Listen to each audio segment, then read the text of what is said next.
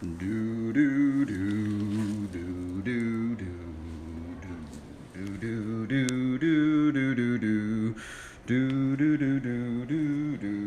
do do do do do. Okay, let's see here. Let's see if this thing's working. I think it is. Greetings, travelers. Welcome. Welcome to BMX Flatland Learning.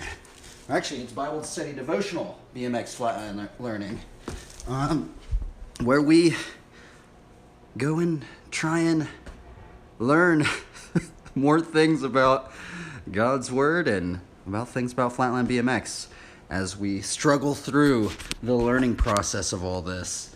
And I guess we'll just get into the Bible study. I think we're actually gonna recover a verse because I literally feel like I went through some sort of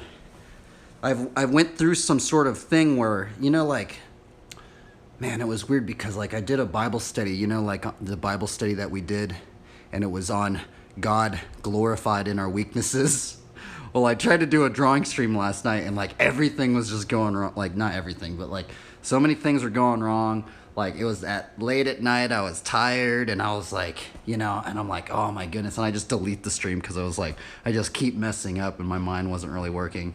And then after I deleted it, an hour passed by and I go, wait a minute, didn't I do a Bible study on God is glorified in our weaknesses? And I'm like, what in the world? And I'm like, oh my goodness, I've totally forgotten about that Bible study that I did, right? About the God is glorified in our weaknesses, right? But it's just and then I had this, it almost seemed like a psychological test on my own mind because, it's I think what's really hard at times is especially when you have kind of already went on maybe almost a pinnacle of trying to do your best work or something like that, and then you failing to even reach even a fraction of that of where you already got to. It really felt man, it felt strange because I was man, I don't know if I don't know, it's weird. I feel that's another strange thing about, I think, something that's going on in our society at the moment, right? And I'm not saying that, I don't know if it's a bad thing or a good thing, right? Because imagine you always just throw out, I think that's what most people tend to do. That's what I used to do, right? Is just throw out your best of the best work, right? But I think what's weird is I keep thinking about that verse about God is glorified in our weaknesses and stuff, and it just, man, it's such a trip thinking about that for me, because I'm how is that it's so weird because I guess a lot of parts of our society, it's not that way. It's we don't glorify in our weaknesses, we do glorify in our strengths, right? And I just keep thinking about that, and I keep thinking that's exactly what happened to me last night, right? I was caught up in this, I was literally caught up in this thought process of because especially with drawing and painting and stuff, right? Because sometimes I just feel oh, I did all this work in the past, and I need to get to that level again, right? I need to do work at that level that I used to do, right?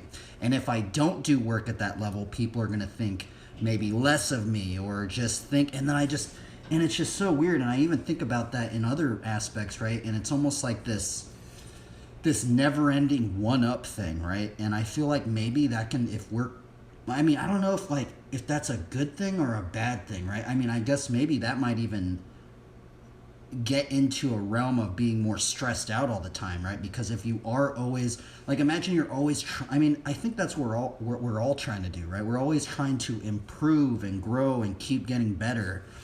But I think the weird thing is sometimes in order to do that, you kind of have to take a couple steps back, right? And it was just strange. It's just strange that and I think that's the other weird thing is when we do these Bible studies, or I've done these Bible studies, right? And it's sometimes I wonder, is God almost kind of giving me a little test run of something of how much I remembered, because last night I totally didn't remember it. But I think that's the other weird thing is last night I was all tired, and I'm trying to draw, I'm oh, and normally I like to so with these Bible studies I like to try and put all my energy into like store and save all my energy, and then just expend it on my bike riding, and then like and before the bike riding, do it in the Bible study. So that's why I am a lot more energetic and enthusiastic. And maybe there's a reason why that God says, seek first the kingdom of God, and I try and put that in the first thing of why I'm even doing it before the bike riding, right? And man, it's just like, it's just such a strange happening of when that happens. So we're actually going to recover that verse of God is glorified in our weaknesses, because it still trips me out. So let's see here. What verse is that? It's like Corinthians something. God is glorified in our weaknesses.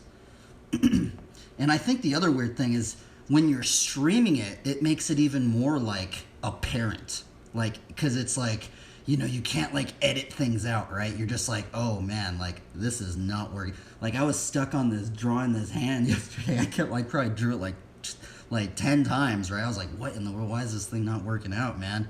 And I'm just like, oh my goodness, I had all these like negative thoughts. I was like, what in the world's going on? Okay, let's see here. It's 2 Corinthians 12:9. And like I think I literally even just did a Bible study earlier this week on this. But maybe I have to go through it again, right? Because it's something maybe that I wasn't in my mind because it wasn't apparent last night. But that's the other weird thing, right? Is our weaknesses, right? Because I feel like even when I think of what happened last night, I was like, man, maybe because I feel like sometimes you want to put on, especially if people could be seeing you, right? Like you want to put on your best self, right? You want to like promote, you want to like show the best of what you can do, right? And it's like sometimes it's like weird thinking that like God can be glorified in our weaknesses, and that's just such a strange thing to think. It's so strange. I don't know if it's strange for anybody else, but it's strange for me. And sometimes I do feel like I'm caught up in this like this one-up thing where I have to keep doing something better and better and better and better and better and better. But at times, being caught up in that, it is kind of stressful, right? Because you're like, well, what if I can't even, and like, what if I don't match up to what I even was previously, right? What if like, okay, so imagine you're one-upping yourself, like one-upping, always trying to one-up yourself, right? But then you have maybe some spur of events happen, and you actually end up going like 10 steps back of where you were trying to one-up yourself, right? I feel like that's what's been going on. I'm like, man, it's like such a strange feeling, and it's weird that when you're aware of that feeling. Anyway, let's see here. Let's read the KJV of 2 Corinthians 12:9. And he said unto me, my grace is sufficient for thee, for my strength is made perfect in weakness. Most gladly, therefore, I rather glory in my infirmities, that the power of Christ may rest upon me. I think that just trips me out, right? Like Paul is saying he's glorying and boasting in his weaknesses. And it's just such a, man, I just feel like so many parts of our society, we do not do that, right? I feel like in many cases, we get punished for doing that, right? Because maybe not punished, but like set back at times, right? Because I don't know, and that's the other weird thing, right? This verse is very strange. Very, very strange. Let me read the ESV version. But he said to me, my grace is sufficient for you, for my power is made perfect in weakness. Therefore I will boast all the more gladly of my weaknesses, so that the power of Christ may rest upon me. Man, does that verse not trip anybody else out? I feel like that verse is just like tripping me out right now. And it just trips me out, especially like in the streaming atmosphere, right? Because everything is done in almost kind of real time. There is probably a 10-second delay, 20-second delay, but of just the whole streaming aspect of where we can't edit things out. I mean, you can edit like the VODs after you do that, but when it's actually occurring, when it's actually live, you can't really go and edit it. Hopefully it doesn't get to the point where people are just editing it right on the spot, because that'd be crazy, right? Because then I think that would be really weird. But it is strange, right? And it's almost like you having to accept that you are going to fail, right? It's just such an odd occurrence. Yo, do a trick. Sorry, dude. I'm gonna do a Bible study. I'm trying to give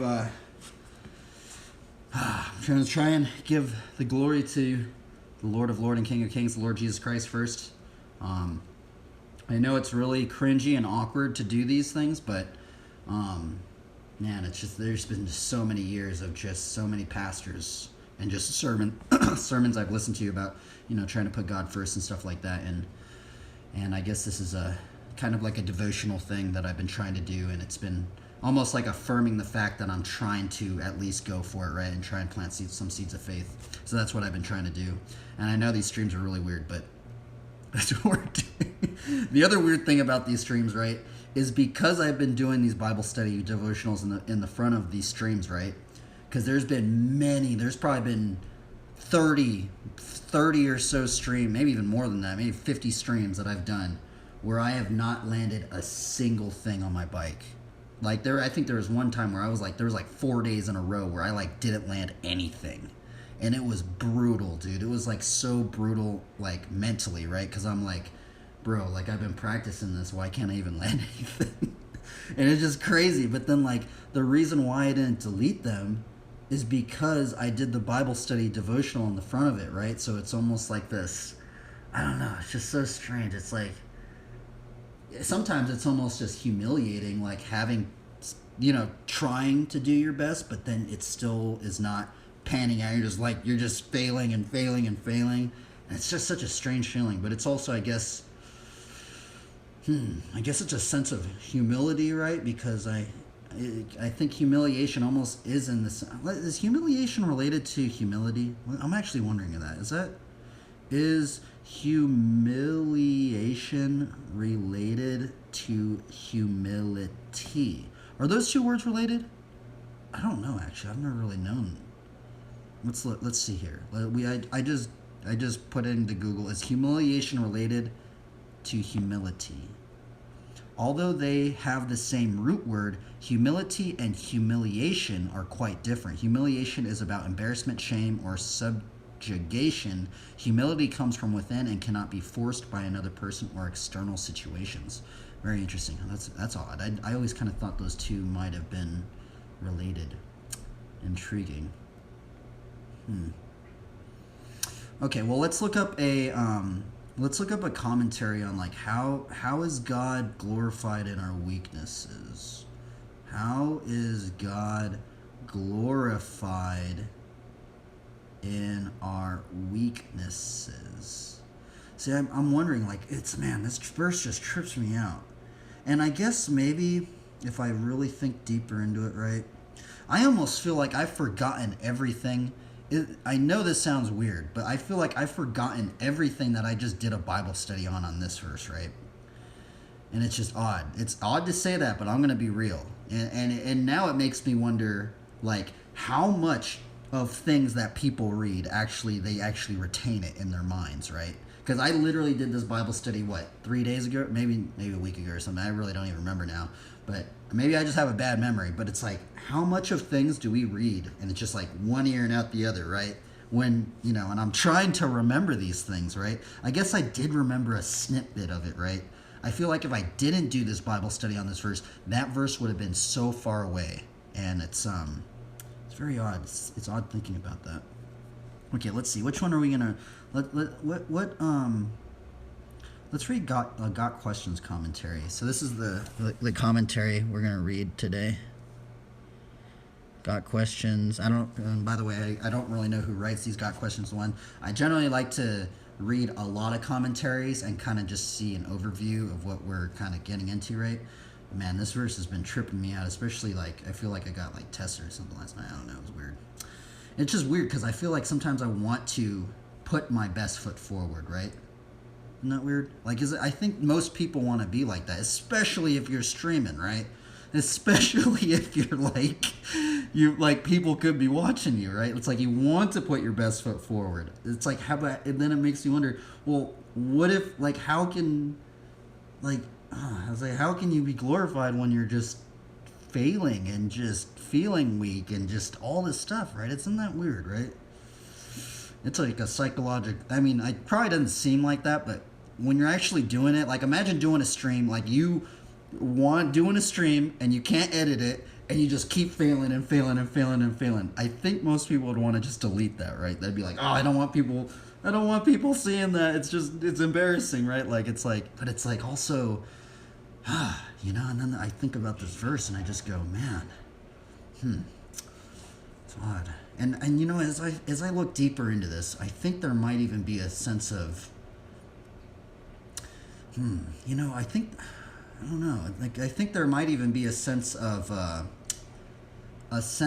like maybe when other people see our failures, that maybe it entices them to feel more human because nobody truly is fully perfect, right? In terms of like, because I know we do know that the Lord Jesus Christ was perfectly sinless, right? But yeah, so I'm wondering if there's a sense of humility and a sense of failure and having people see our failures and and and having this humanity of people outside being like, oh well, he's failing too, okay, well maybe I can give it a go, you know because I think maybe that might even drive people away, is when, oh man, it's such a strange question, huh?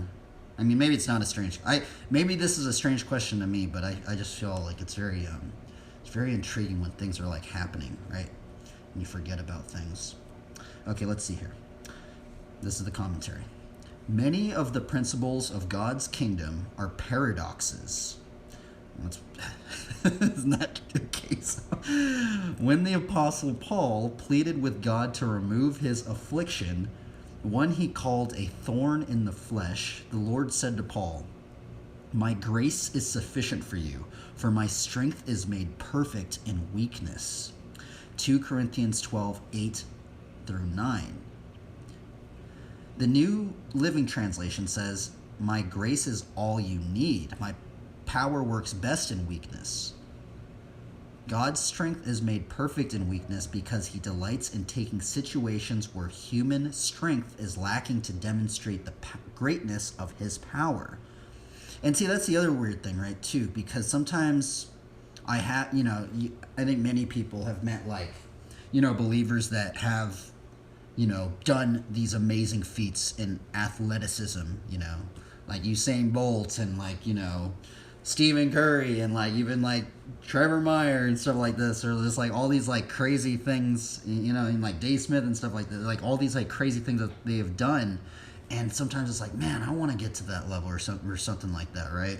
And it's sometimes it's strange to think about, but I guess the other thing is sometimes you don't see all the stuff that they did behind the scenes, right? Anyway, let's see here. God's denial of Paul's request for healing turned out to be a blessing in the apostle's life. One commentary explains that the thorn kept Paul from imagining himself from a spiritual... Okay, let me see. Commentary explains that the thorn kept Paul from imagining himself as a spiritual Superman and revealed to him the reality of his human morality and weakness despite his extraordinary revelations.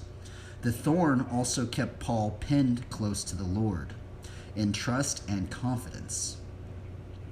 Paul stopped protesting his situation and began to boast and even take pleasure in his weakness, so that the power of Christ could work through him. That is why, for Christ's sake, I delight in weaknesses, in insults, in hardships, in persecutions, in difficulties. For when I am weak, then I am strong. 2 Corinthians 12:10. Paul expressed the paradox of his condition, that in his frailty, he was strong because his strength came from Christ. The words "made perfect" in 2 Corinthians 12:9 mean fully or entirely accomplished or made complete.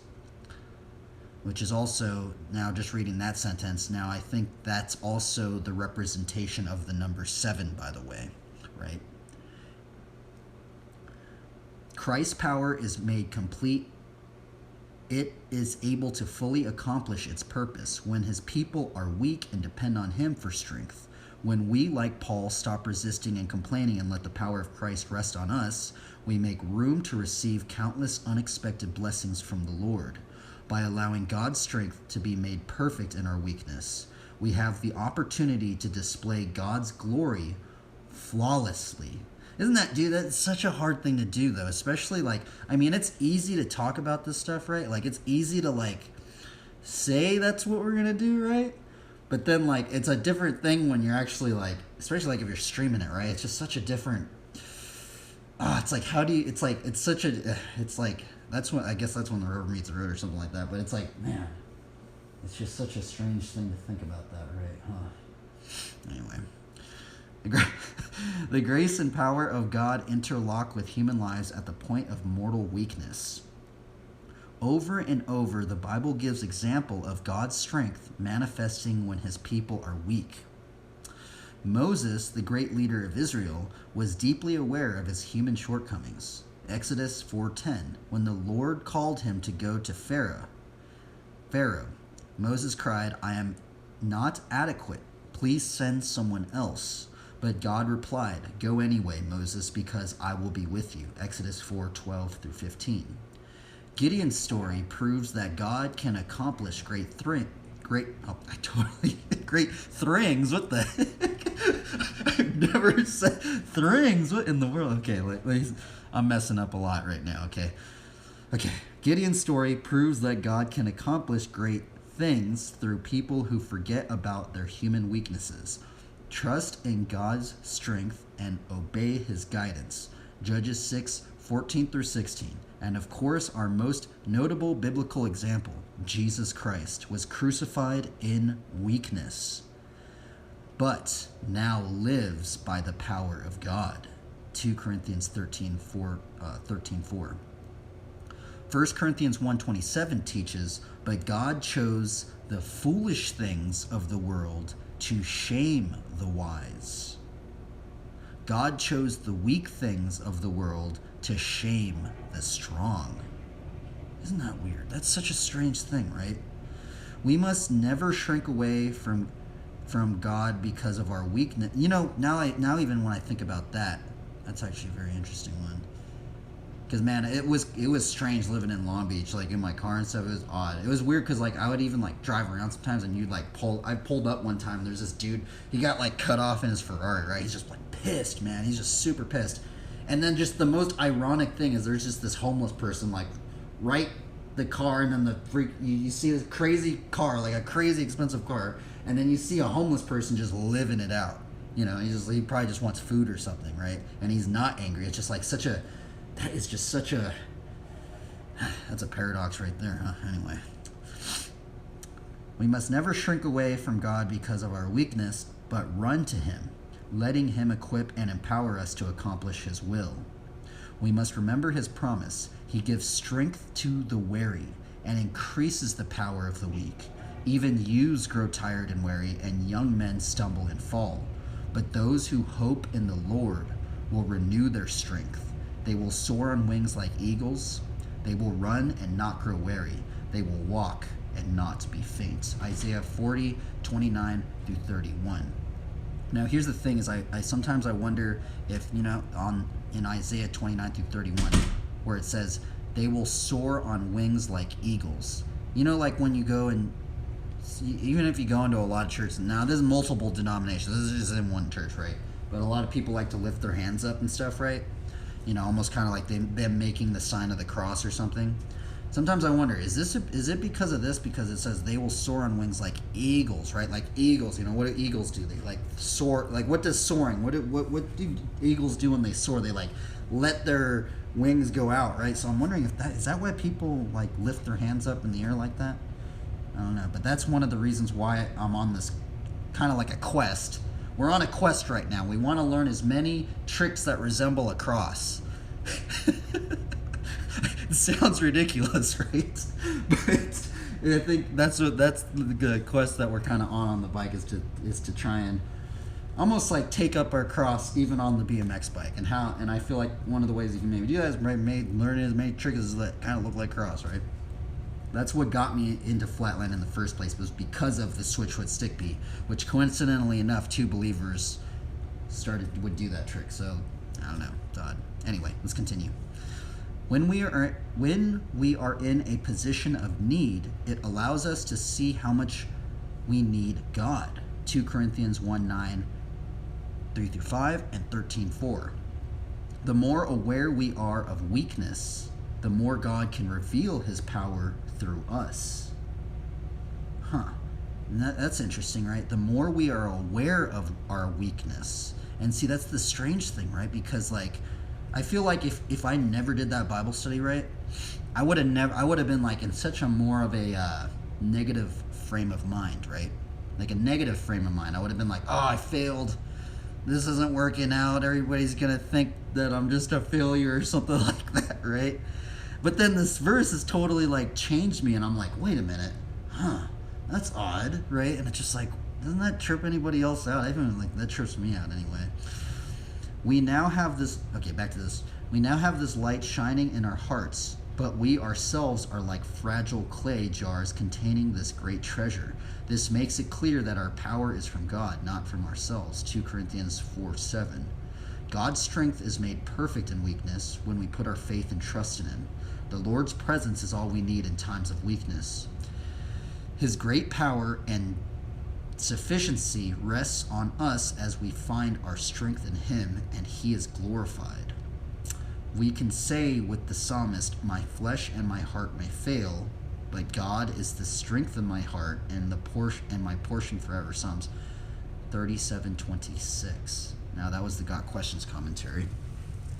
Very interesting. I think it's interesting. I think it probably might not interest many people at all, but honestly, I feel like in terms of, I even feel like, sounds ridiculous, but I even feel like if you're like hesitant on getting into streaming, bro, I think like 2 Corinthians 12:9, like you should probably study that a lot, because it's like, that's the weird thing about streaming, is it's just like totally like, almost like we have to accept our failures. Let's see here. I kind of want to read another one. Or should we just leave it as that?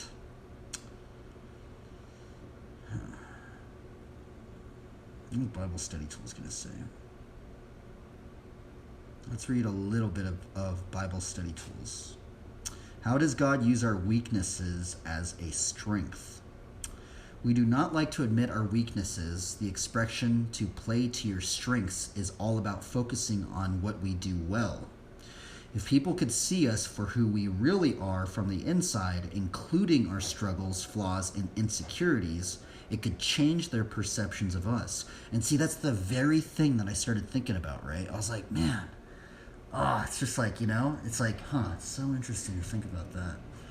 It is really interesting to think about that, to be honest. Our weaknesses may be hidden from view, but God knows the Lord does not look at the outward appearance, but He looks at the heart. 1 Samuel 16:7.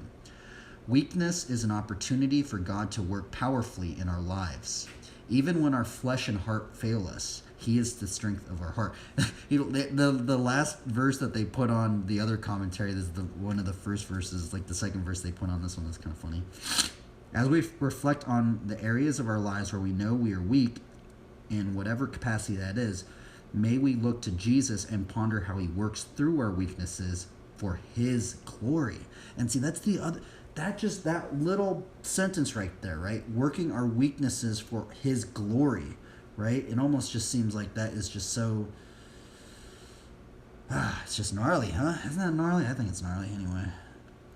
The Lord works in weakness. The Bible is full of people who were weak at times, just like us. Whether it was Joseph's boasting when he let his brothers betraying him, the Apostle Paul beaten and put in prison for preaching the gospel, or Peter denying Jesus 3 times. There are fallible people in the pages of Scripture. However, Joseph became the governor of Egypt. Paul's letters from a large part of the New Testament that we read today, and Peter was reinstated and began the early church. It can be comforting to know that the Lord is at work in our weakest moments, and He has a plan and purpose. The Lord said to Paul, my grace is sufficient for you, for my power is made perfect in weakness. In order for Christ's power to work in us, we must be in submission to Him. Even though we are weak, when we are weak, we are allowing ourselves to humbly depend on God, who is able to align our will to His. It is the opportunity for us to participate in the divine plans God has for the world. In our weaknesses, people will see that it is nothing that we can do in our own strength, but it is God working through us. It points us away from our own abilities and efforts and onto Him and His all-sufficient grace. When we yield to Him, we will experience His power at work in us, transforming both our hearts and our mind. You know, now I just realized that this is the very commentary that I read. For some reason, it wasn't outlined. This was the commentary that we did the Bible study on.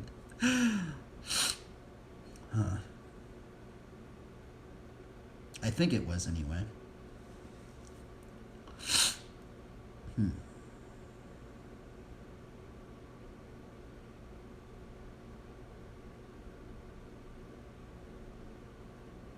Very interesting. Man, there's just so much within this one, huh? I mean, what, I guess, let's look at humility. What is humility and pride? Humility and pride, humility, Bible. Because I think that's the other thing, right?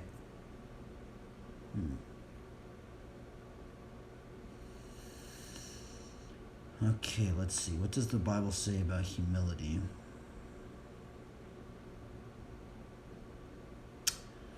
Proverbs 11:2, when pride comes, then comes disgrace, but with the humble is wisdom.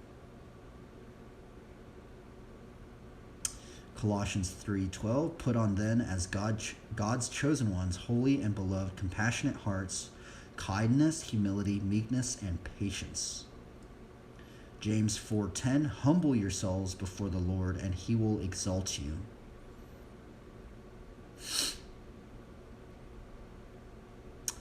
Ephesians 4:2, with all humility and gentleness, with patience, bearing with one another in love.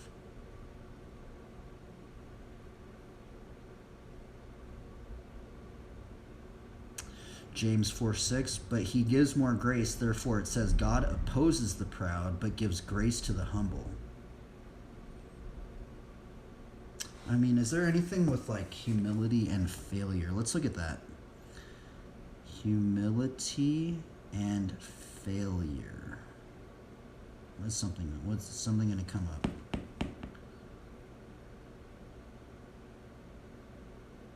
Failure is the gift of humility.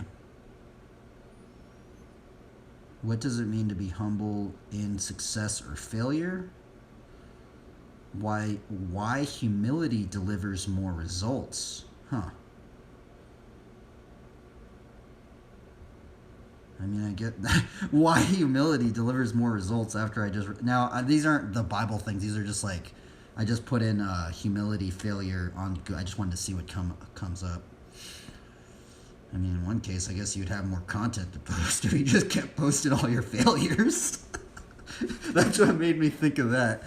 Why humility delivers more results. Praise of failure. 4 lessons in humility. Be humble in the face of failure. Success, failure, arrogance, and humility. Pride, humility, and failure. That sounds interesting. We learn more from our failures than we do our successes.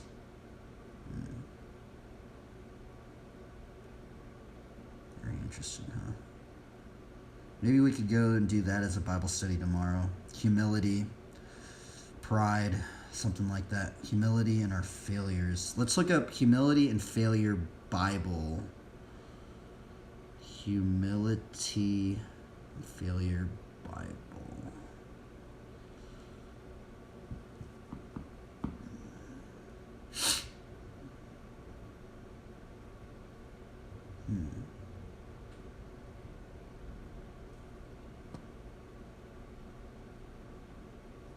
Interesting.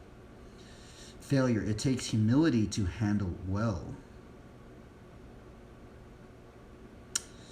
Psalms 145:14. The Lord upholds all who are falling and raises up all who are bowed down.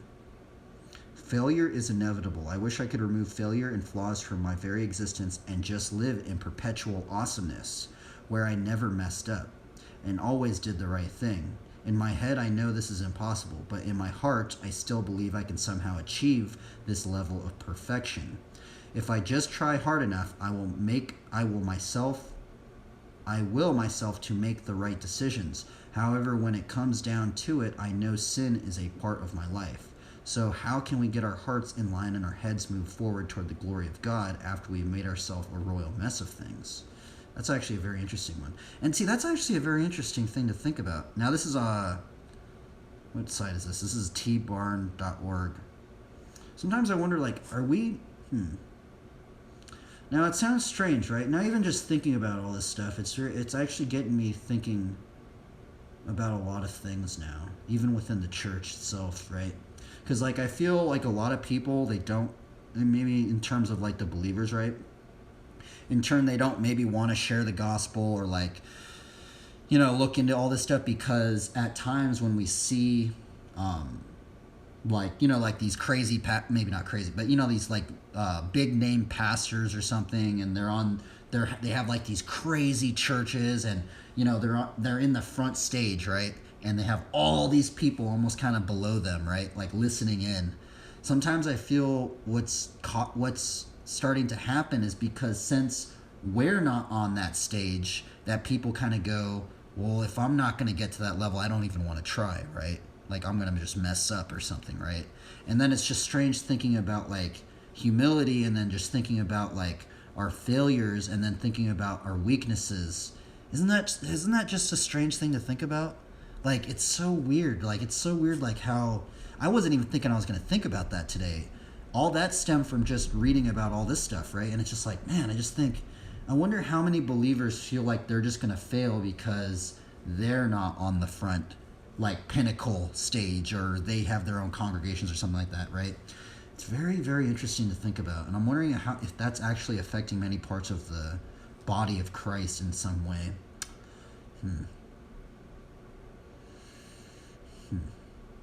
Anyway, I don't know if I'm going to read this entire commentary. But yeah, that is actually interesting. Oh wait, somebody said something. Sin is a part of life. Those big name pastors are false prophets. Leave them. Yeah, some of them are. Well, I can probably think. But some of them are really are a trip. I'm not going to name any, but there is this one dude, and, like, he does get some flack. He's not like a prosperity gospel, but dude. But what's crazy about some pastors is when they don't look at anything, right? They're not looking at their phone. They don't even have, like, the scripture up, but they're just, like, flowing it, man. Like, it's crazy. Like, when you see pastors like that. Anyway, yeah, today was a weird one about God getting glorified in our weaknesses, right? Because I think what I was talking about earlier, right, is, like, I keep feeling I'm on, like, this one-up step thing, right? It's like I need to one-up myself all the time, right?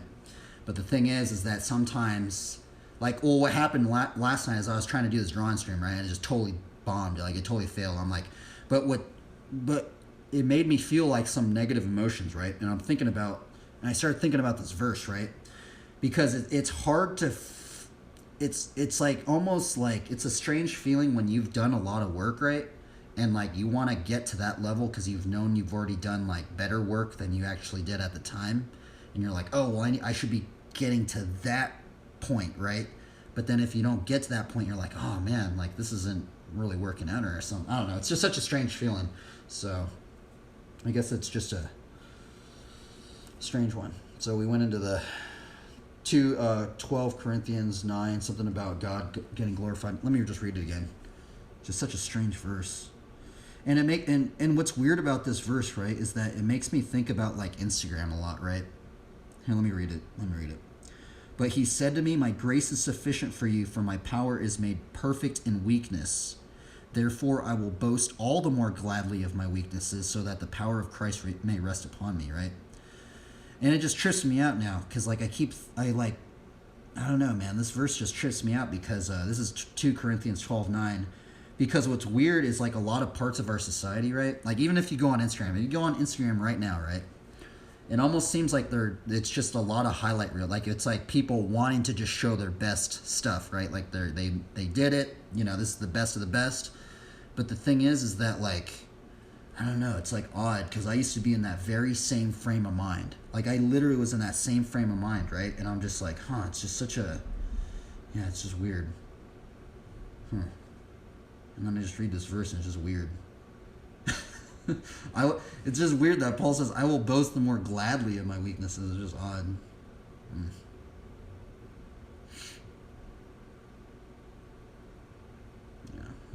It's such a weird verse. Like Instagram and then like streaming, it's just such a different thing, right? Like Instagram's just our highlights, and then like streaming's kind of just like we can't edit anything out. you get what you get, man. You're gonna just it's like I'd like to have everything go perfectly, but it's like nothing's. I don't know, man. It's a psychological trip. That's how it feels like that's how it feels to be a Flatlander spectating an invite-only contest. Its marketing platform, FOMO platform, Yeah, it's just interesting, man. It's like it's weird. It's yeah.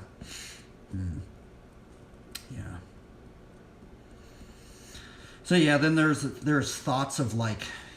Well, today's Bible study, just thoughts of like humility and stuff, and it's just odd. It's just such a, man, the Bible's a weird book. It's weird because like so what ended up happening, right? It's like I literally did a Bible study on this exact verse maybe a week ago, and I like totally forgot about it. Well, I remembered like the verse, but I like almost forgot about everything that I read about, and I think this happens to me a lot, right? Where I'll actually read a lot of this stuff and actually goes in one ear and out the other. Like I don't know how much I actually retain of all this stuff that I'm actually reading, right?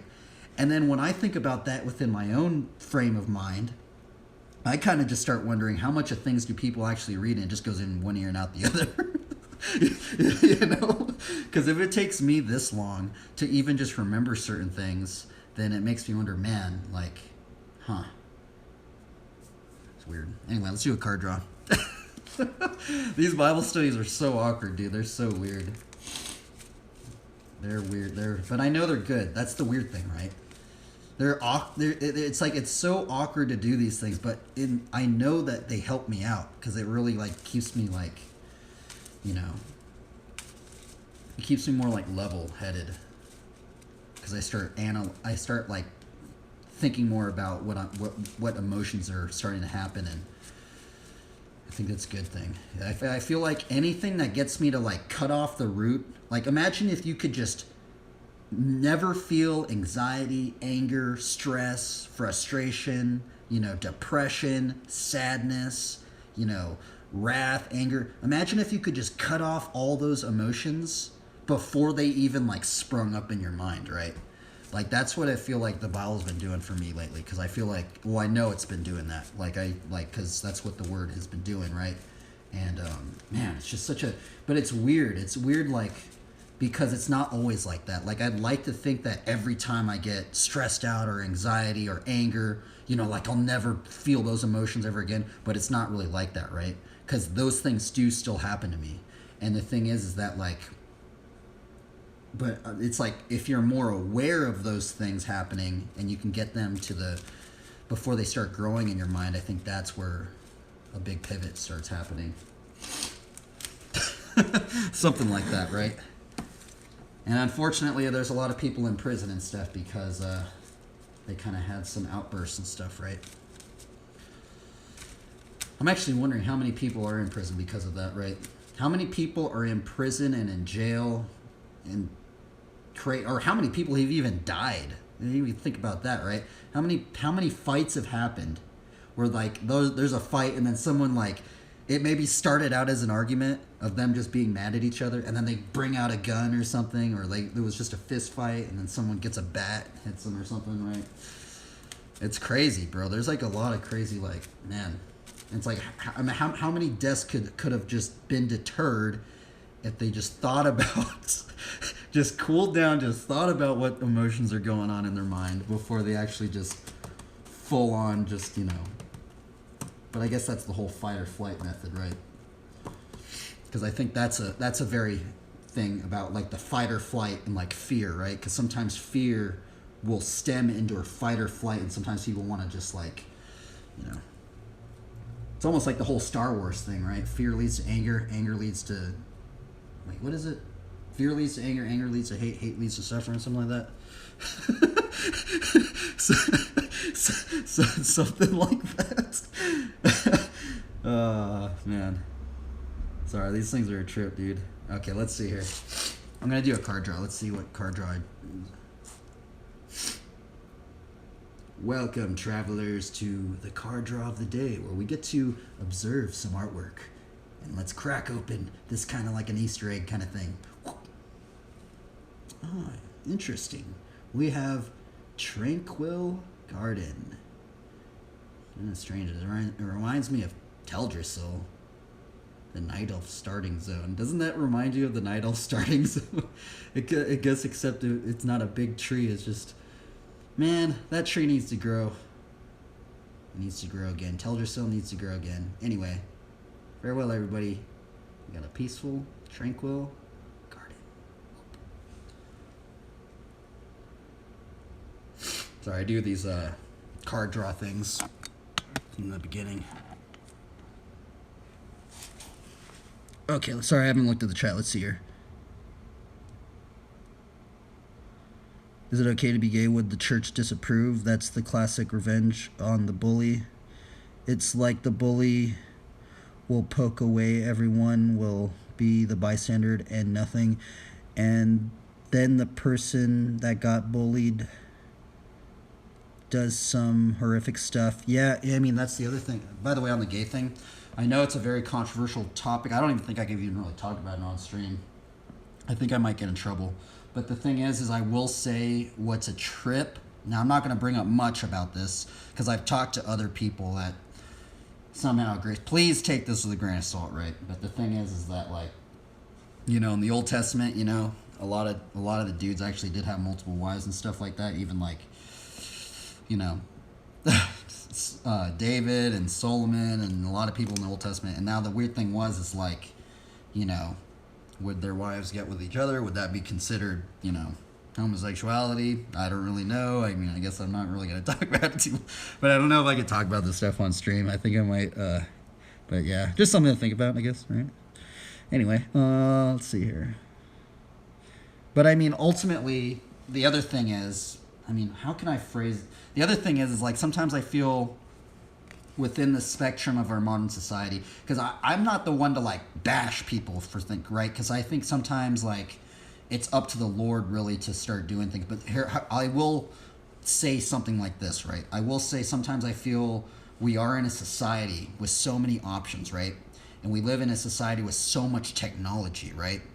That we have actually thrown away from like the natural, like nature, right? Because I now sometimes I do wonder like, what would occur if, say, there was a giant zombie apocalypse, right? And like certain people had to go and live on an island out in the wilderness, right? And like what would happen if what would start happening, right? What would happen to humans if we actually had to live out in the wilderness, right? No technology, nothing, just back out in the wilderness, right? Like, would we revert to more natural instincts? I mean, I don't know, right? I'm not the one to say what would happen, right? But the thing is, I feel like if I got put out in the wilderness, I would. And now, like, why I bring up the wilderness is because there's many things in Scripture talking about like people living out in the wilderness. You know, Moses went out in the wilderness, right? John, he was out in the wilderness, like with a camel's cloak and eating wild honey, wild honey and locusts and stuff like this, right? And like Elijah, right? Elijah was sent out and he got fed by ravens and all this stuff, right? So, and even when I think about Matthew 6, right? About if you read Matthew 6 and how Jesus starts talking about like, look to the birds of the air, or look to the flowers, or look to the grass and stuff, all this, like all these, like, there's a lot of like, sometimes when I get deeper into scripture, sometimes it does seem like there's a sense of like, we have to almost take into consideration and not forget about nature, right? Like nature, right? Like kind of like, I don't know, but take that with a big grain of salt. You know, this is my own opinion. A lot of these opinions that I actually just put out, I don't know if a lot of believers actually would take kindly to, actually. So I don't know. And here's the other thing: is I did have another friend, and he was his now I know a lot of people are against hunting and stuff like this, but one of my friends, his grandpa was actually a world-class hunter. He straight up was a world-class hunter. Like, you would go into his den thing, and there would be 300, 400 animals in there, just things from Africa, water buffalo, 20 different types of deer and elk. He has freaking elephant tusks and even walruses. He even has baboon and warthogs and stuff like that. It's crazy, bro. And here's the other weird thing: is he told me my friend told me this, because I've actually never been hunting. I've never hunted in my entire life, right? So it's a little weird, me talking about this, but my friend did say this in a sense of hunting, right? He said, well, how do you find the biggest buck, right? There's kind of some interesting things about finding the biggest buck, right? Because if you were just out there and you just wanted a rough guesstimation of what the biggest buck was, right? It'd be the one with the most does and stuff, right next to it, right? And anyway. I can kind of go. Let's see here. It's not the surprising to take account people. Oh, let's see here. If zombie apocalypse, all the poor, elderly, and disabled are to go first. Didn't COVID prove this already? Huh. Yeah, There's a lot of strange things. Oh, yeah, this is the card that we drew. By the way, please take my words with a grain of salt. I can't edit this stuff out, so I'm really trying to take... because we're also told to be careful of our tongue and stuff like that. So, and sometimes I do talk fast, so I have to think about a little bit more about what I'm saying and stuff, right? So, I apologize if I do apologize if I, what's the word? Irritated anybody. I'm not trying to do that. This is our second card, Regenerate. 3. Angel of Vitality. Ooh, I like Vitality. You know why I like Vitality a lot? Vitality was the main stat in Diablo 2. In that game, Diablo 2. Especially if you played hardcore Diablo 2, Vitality was your life bar, and you needed, and what's funny is that this gives you a lot of life. Angel of Vitality. 1, 2, 3, 4.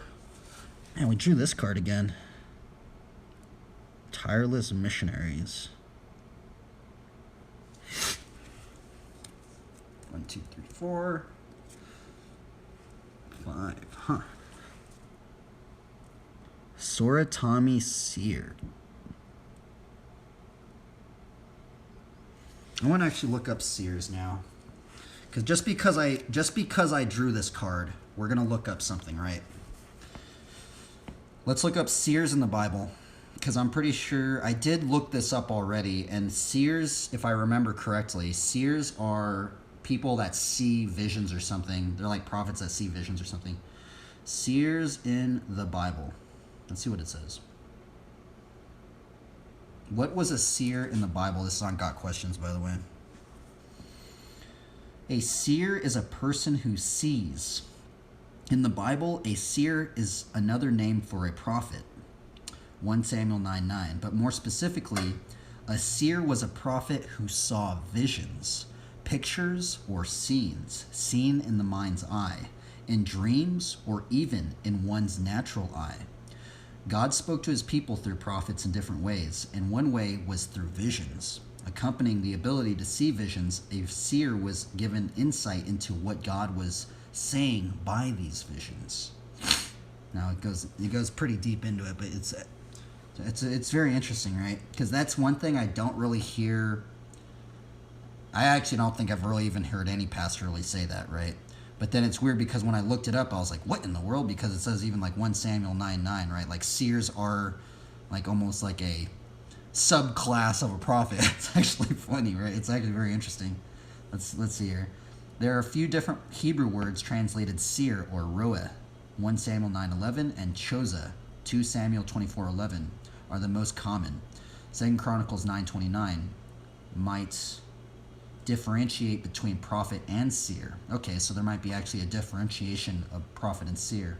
Now the rest of the Acts of Solomon, from start to last, they are not written in the records of Nathan and the prophet and in the prophecy of Ijah. Okay, let's see. Whether or not he had visions. Okay, oh, this is interesting. Maybe this is why a lot of people don't use the term seer. The term seer isn't used in the New Testament, but there are still prophets who had visions. Paul had a vision of heaven, and so did Stephen. Acts 7:55-56. Seers in the Bible possessed a unique gift as God vividly communicated with them through them, their faithfulness, and writing down what they saw helped complete the Word of God as we have it today. Now that's actually very interesting, right? I actually did not. That's something I will try and remember. Seers are not mentioned in the New Testament. But yeah, that's what made me think about it. I just looked at this one card. I was like, what is a seer? What in the world? Because I've seen this class before. I think a lot of people that play RPG games, you know, they're like, what is a seer? And I looked up the lore of a seer. I'm like, what in the world? A seer is from the Bible. It's just strange, right? Like, it's so weird. And this is actually funny. Now, this isn't a Bible quote, but this is the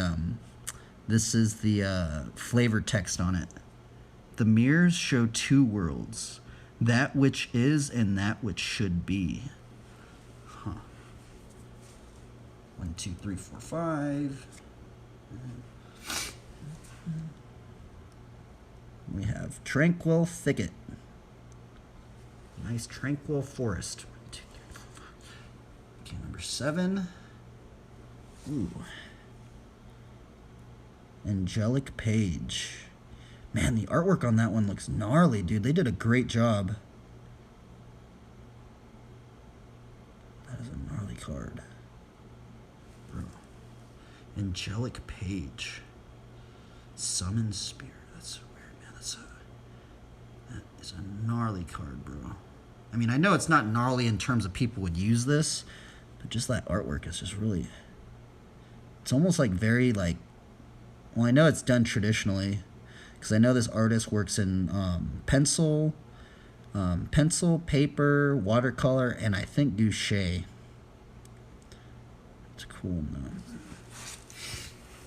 There's something about, like, traditional work, and that's the other weird thing, man. Like, I've been getting tripped out about all this AI stuff, man, especially all these artists that keep talking about it. It's gnarly. It's gnarly. But that's why I've been kind of getting more into the bike riding. Anyway, let's get into bike riding. That Bible study was really weird, but it was good.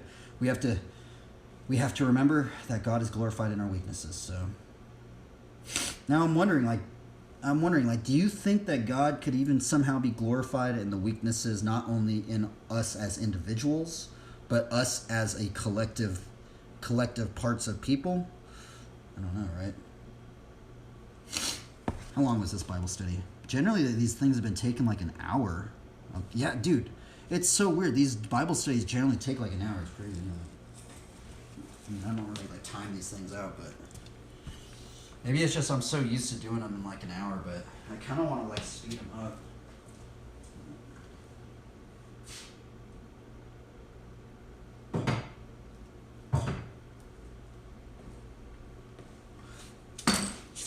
Okay, let's check our PSI. Okay, so I need to work on my weaknesses, right? And it's kind of humiliating, but it's okay. I need to learn. I need to learn the backyard, I think. I see so many people doing the backyard, and I can't do it yet. I can kind of do it, but like, I don't know, dude. Can you do backyards? I'm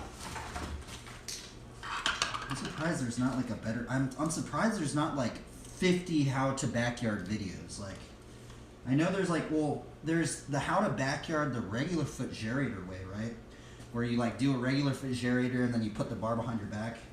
But there's so many like different backyards, right? There's so many pivot to backyards. Like, there's the switch foot backyard. There's like all sorts of different backyards, and I'm just like, there should be like 70 videos on how to backyard.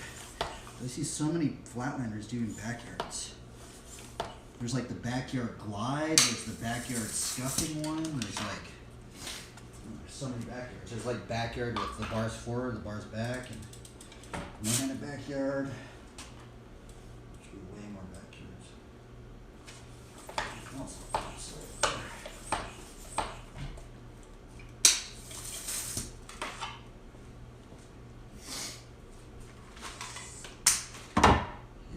I want to learn how to glide it too. They make it look so easy. It just feels like they just go like this. They're just like this, and they just start like going in a circle, like all fast. They make it look way too easy, man. Like it's just ridiculous. Like.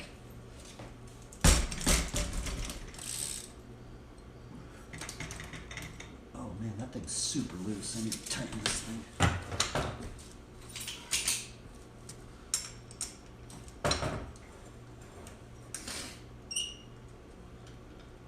Honestly, what would be cool is if just more Flatlander. Imagine if every Flatlander just made a how-to video.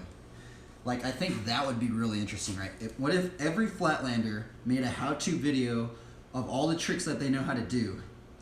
I think what's interesting is like to hear what would they say compared to somebody else, right? Because like this is what I started noticing, right?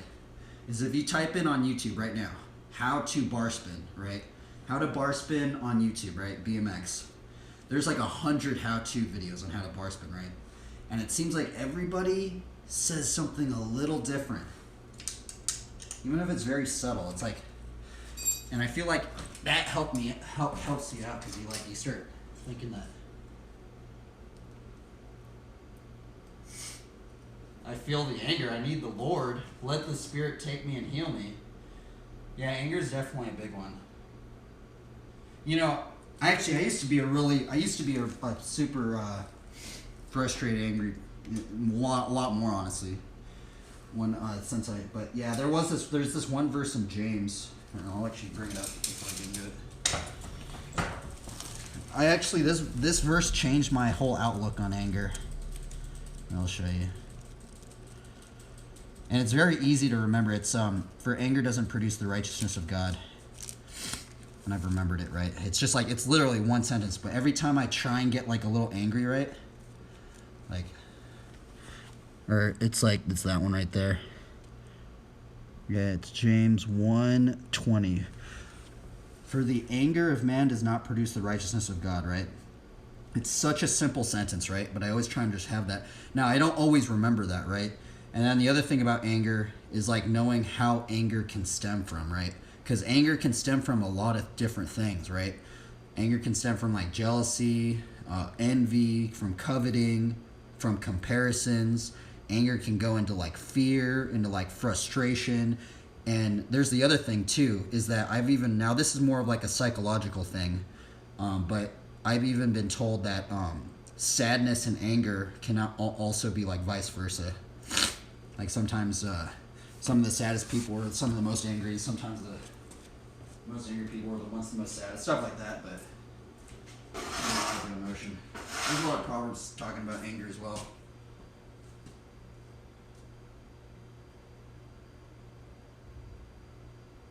Intense anger, they won't even let me work in my job. Huh. Yeah, there's a lot of... The other thing about anger, man, anger is such a big one, man. Anger is there's frustration. Sometimes it also like is very I don't really remember it too much, but there's something about like surprises, right?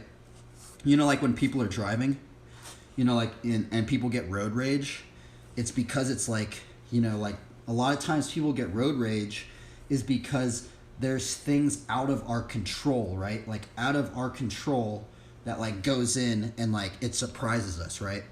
And sometimes like when there's that surprise of not being in control and like, you know, and then there's that sense of like fight or flight, right? Of like, I don't know. There's a lot of like psychological stuff, but that's the weird thing about scripture is like, there's a lot of like psychological like stuff that ultimately free us. I think.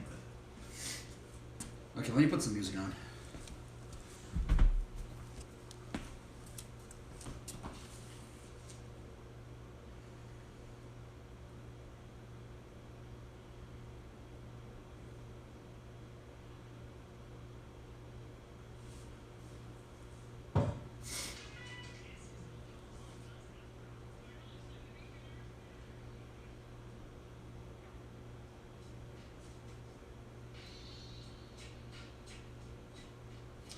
I think a lot of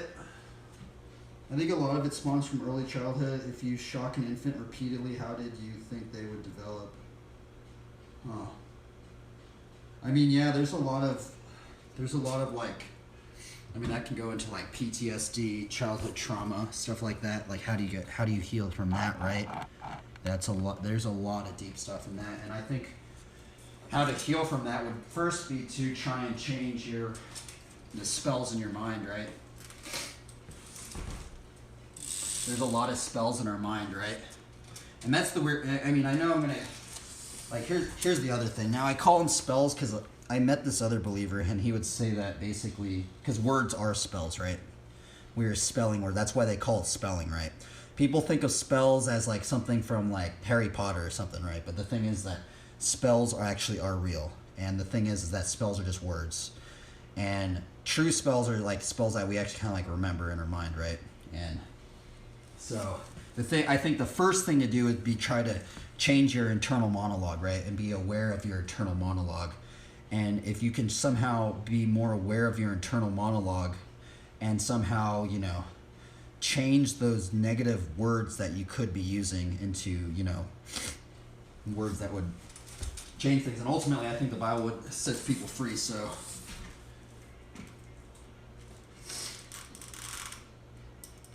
You think they just all of a sudden will power their brain chemistry to normal? No, you get shocked repeatedly and see. People should be nice to people. You don't know what they've been through. Yeah, that's the other thing. Very true. You never know what someone's been through. That's why we just need more encouragement. We do need more encouragement out in the world, right? There's a lot of negative stuff, too. That's the other thing, I think, also, is just to be careful what we're putting in our minds, right? Because what I've been told is we are kind of like filters, right? Everything we view, everything we see, everything we read, it all filters in our own mind, right? And so, man, there's just so much stuff, right? But it's something that to be very aware of. Let's try some backyard matters.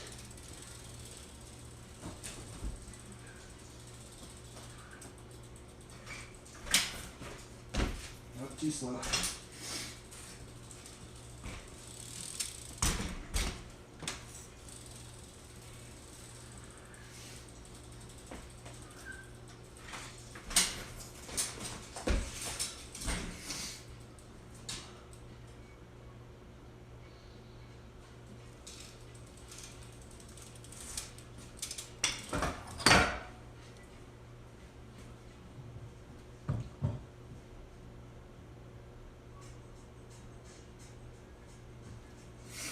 Yeah, we need to encourage people. Sometimes I wonder if we can encourage people through our failures. I know it sounds strange, but you know the Bible study that we just did about God is glorified in our weaknesses and stuff? Sometimes I wonder, can we somehow encourage people through our failures, right? I think we can. It brings in a level of humanity or something. And like, yeah, I'm failing too.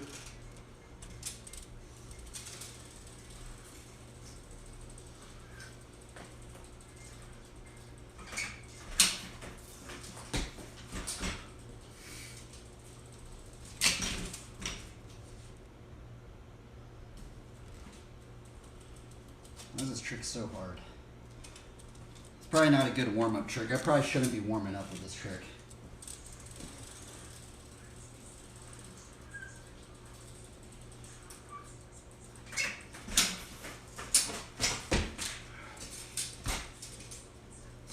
I mean, maybe I should just swim in the normal backyard. Because I know this is how most people, like all the backyard how-tos, they always say to do this, right? So you do the regular refrigerator and then you just bring it behind your back, right? I'm not very good at the regular refrigerator. I think that's what we do. I've already like put so much time in with the other one though.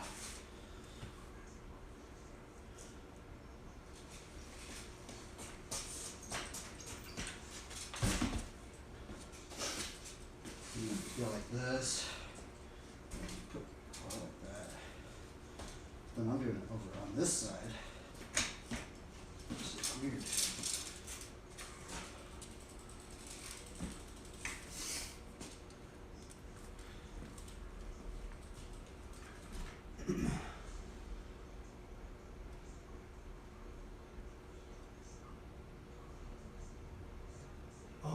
there's that new reggae playlist. I found a new. I love finding the copyright-free music.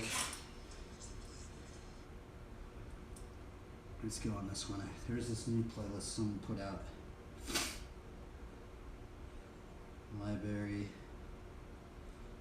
we go. Open this one.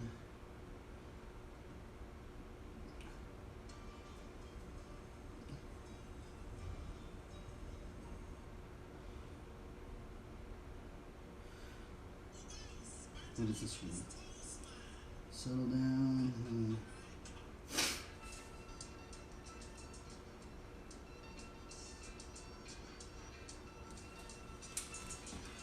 This is the first time I want to see that.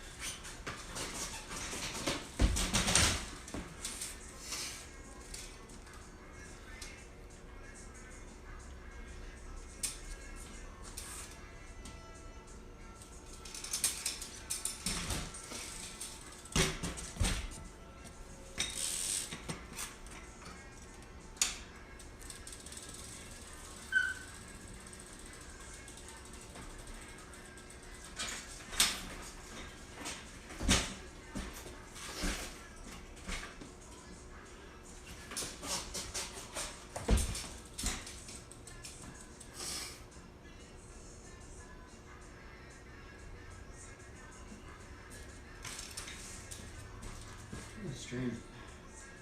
There you go. Let's see. Let's go to the next song. It's like dance hall.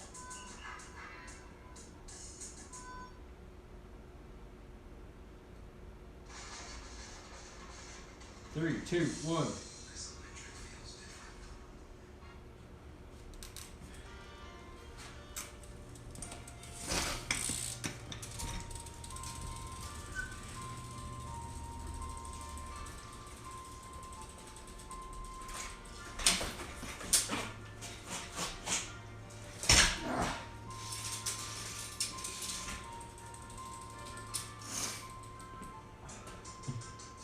Feels super awkward going to this jam. You 8 large groups.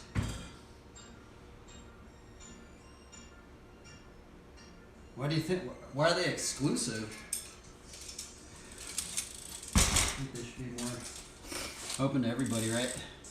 That's what I felt like in Long Beach. When I went to Long Beach, like, dude, they're like helping me out. They're like, bro, like you need to get in flow. I'm like, all right. They like give me parts and stuff, like. But I guess, I don't know, I guess it depends on what, because you live by like Terry and stuff, so I mean, that's the thing. Those guys are like elite level, like world-class elite level, so that's definitely a different, I don't know what that kind of scene's like, right?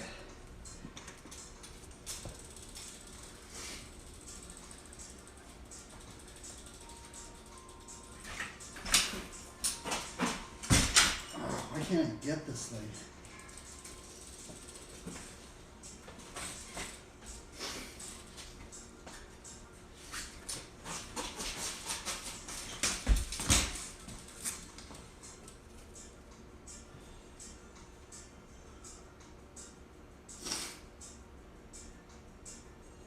Huh.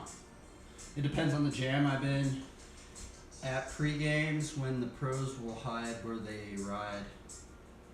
Huh. I mean, the one thing is, like, your comment, it kind of, like, reminded me of, like, I looked up, like, Trevor Meyer. I literally think it might be Trevor Meyer's, like, second video on his, like, X Games thing, right? And he was talking about, like, how, like, him riding for GT, they would make him ride these like NBA shows or something, right? And he said that because like he did so many shows, being around a lot of people didn't faze him. Like he thought it was like normal. So, but that's Trevor Meyer, right? So, that dude won like 3 X Games.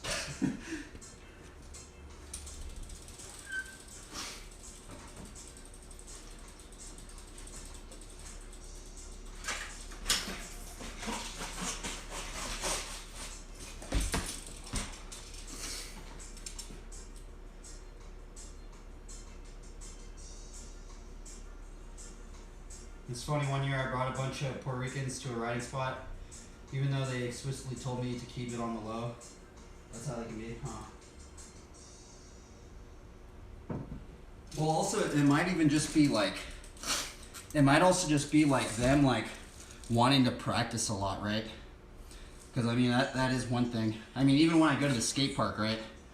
Like sometimes when I go to the skate park, I feel like I have to like wait my turn, you know, and that's kind of why I like riding in here all the time. It's kind of just like keep just hammering out a trick, right? Where you don't have to like wait for your turn to sesh, right? So I can imagine like people at the like pros and stuff, they want to like just keep hammering on a trick and not have to wait. Probably why they want the smaller groups. That's probably honestly what it is. If anything, I actually think that's probably what it is. When I think about it. Try some locomotives.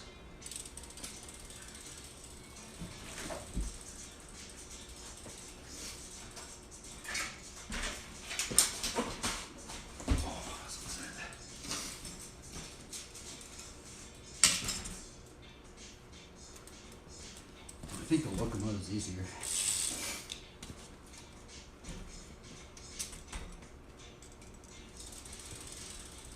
And back here.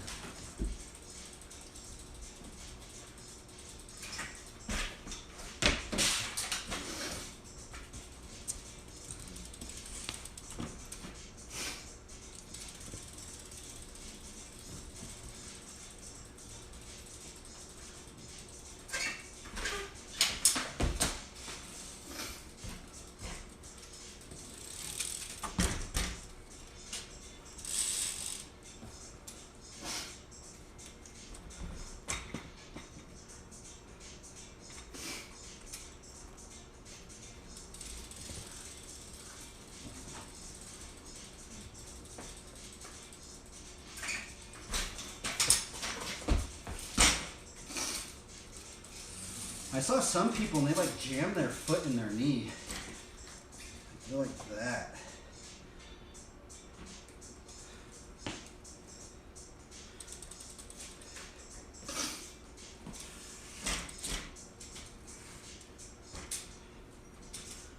I'm gonna be stuck on this trick forever. It's already been like 2 years. I've been after the locomotive and back here no hander for like 2 years. So it's finally coming to fruition, but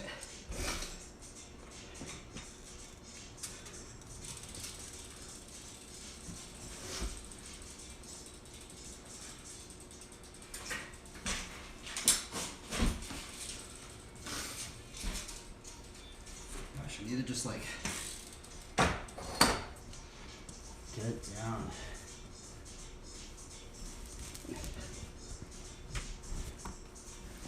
I'm doing something wrong. That's the problem, is like, I don't really know anybody that does these tricks, so it's like, I know I'm doing something wrong. It just feels like I'm doing the same thing over and over again. And sometimes I get into one and not the others.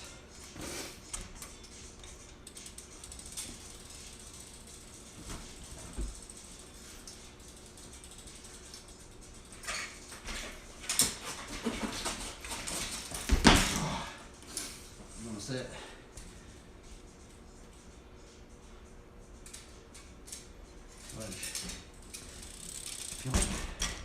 I feel like you just gotta not hesitate. You just gotta freaking just commit to it. You gotta just be fast.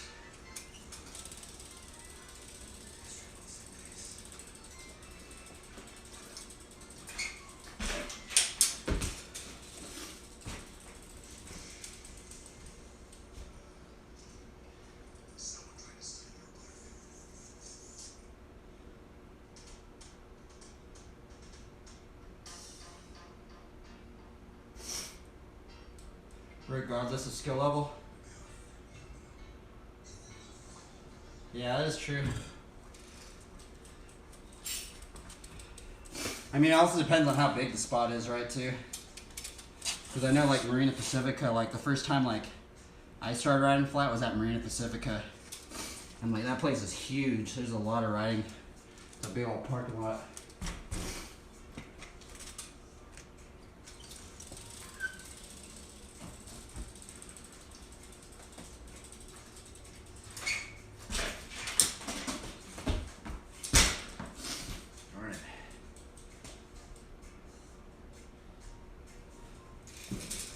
just want to like get it down. It's been too long. I've yet to land this trick.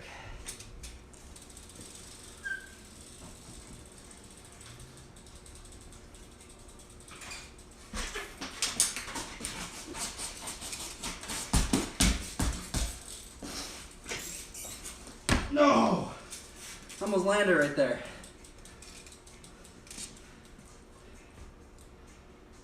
Watch, I'm starting to get it. I always start panicking like when I'm like behind my bike. I'm like, holy moly, I actually landed it. And I just start like panicking. And you just like chill out. I need to actually practice the ride out. I need to just chill out. Go like this. Go like Actually, I need to practice the ride out. I would have landed it if I knew how to do the ride out. Oh, see, this is not good.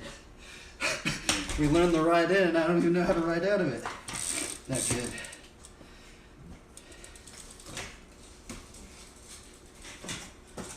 See, I wouldn't land it right there.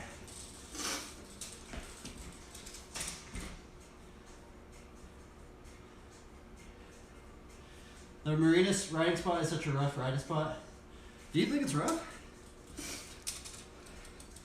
I thought it was really smooth. I mean, I guess in terms of like the asphalt, but I think there is like more grip there, right?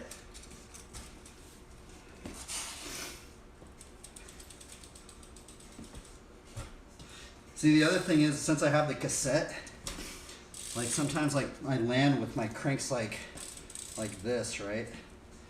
And sometimes I have to like,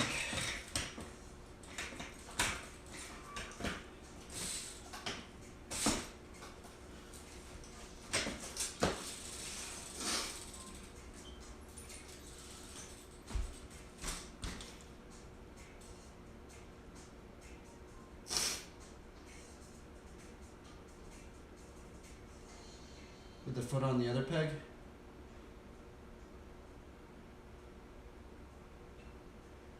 Huh, unrideable, huh? What are you talking about, peg? Let's see here. Oh, not on the pedal, just on the peg itself.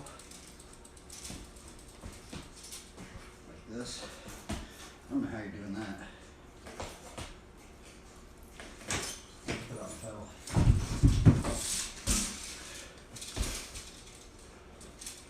Yeah, I'm about to start learning the locomotive here. It's been a long time coming, bro. I've been stuck on this trick for like 2 years. I almost landed one.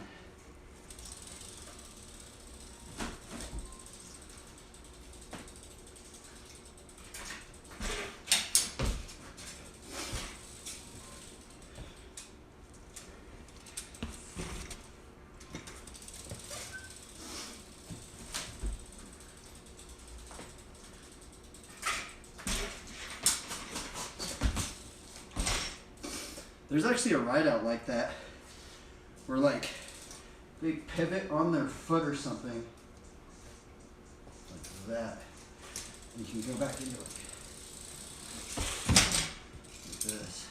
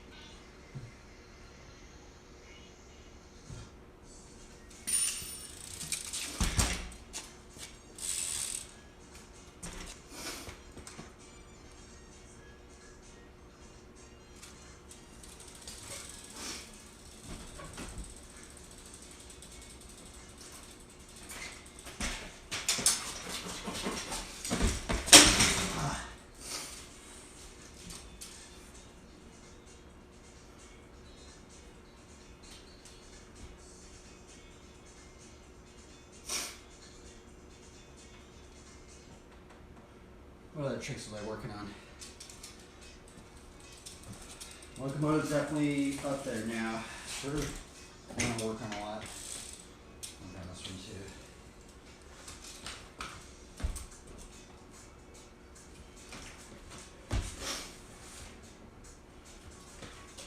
I feel like I can almost get into it now. Almost.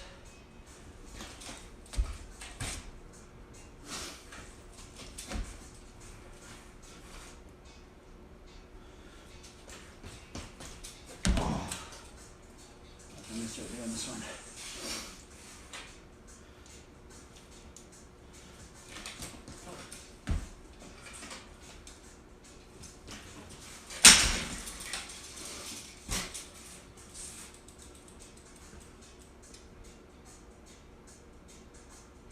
Yeah, it's a little longer now. Just a tad bit.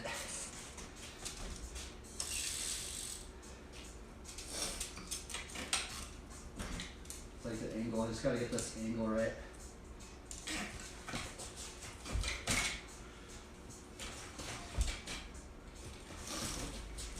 Oh, almost.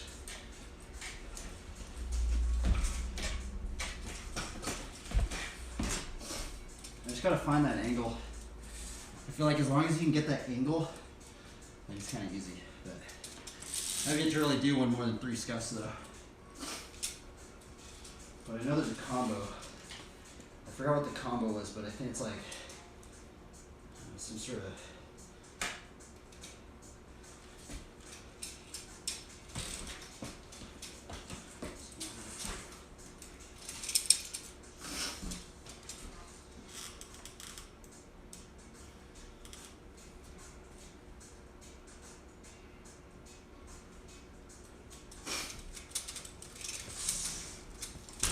Not normal little cruiser.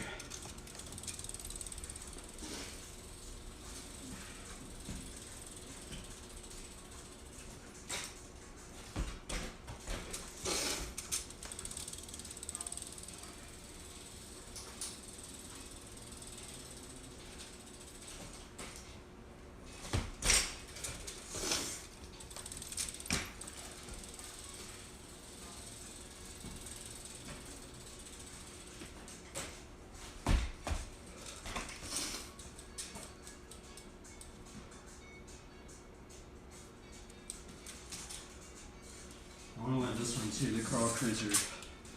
Like this.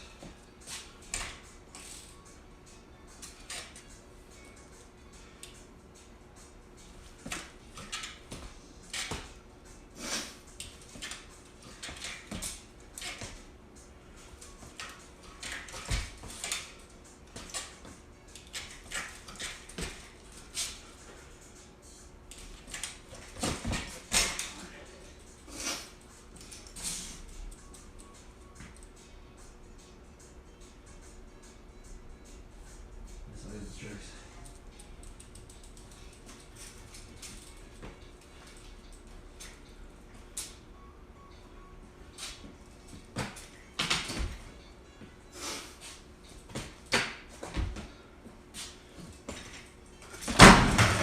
Sorry. Oops.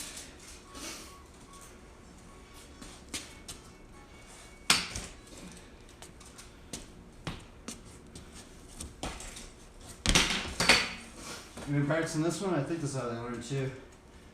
I don't know. I think this is how Bobby Carter said to learn it.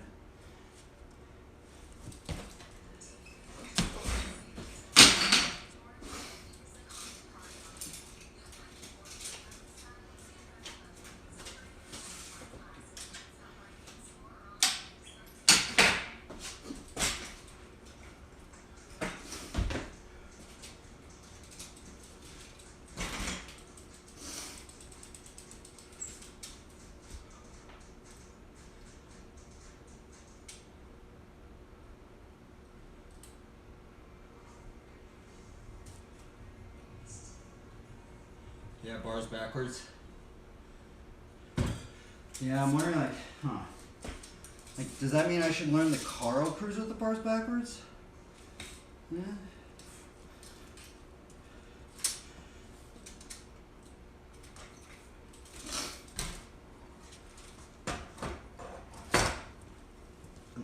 get some water.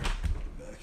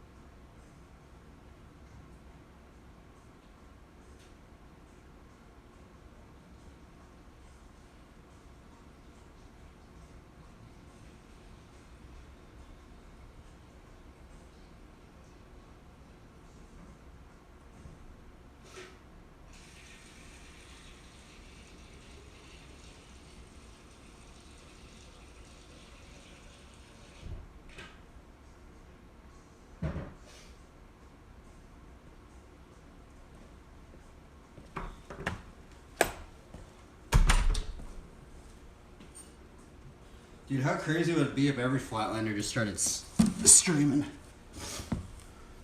I know there's a bunch of Flatlanders that are riding in this very same area circumference. Because I see them riding in their garage.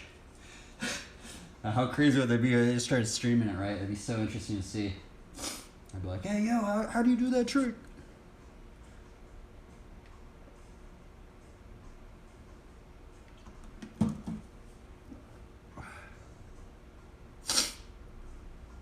You probably feel so much easier with minimal offset. Yeah, I've actually never even ridden with minimal offset.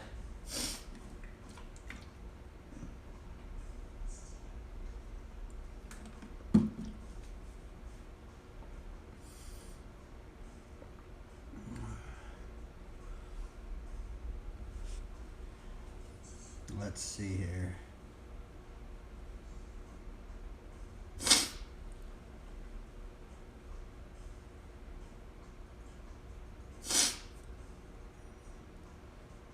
He did interesting. Okay, on bed. Getting warm.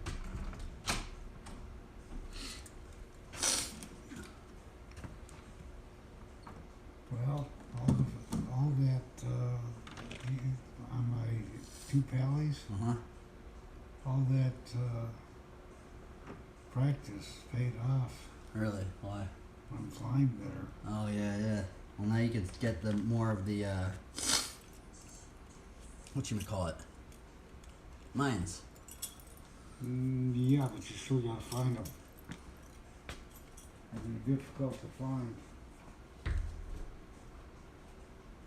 Ooh, there's a new one. I saw someone do a elbow glide. I have done a couple elbow glides, but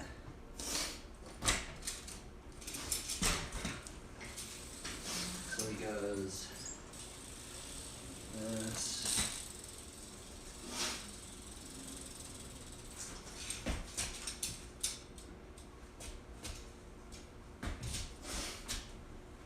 I haven't learned that yet. That'd actually be a good one to learn.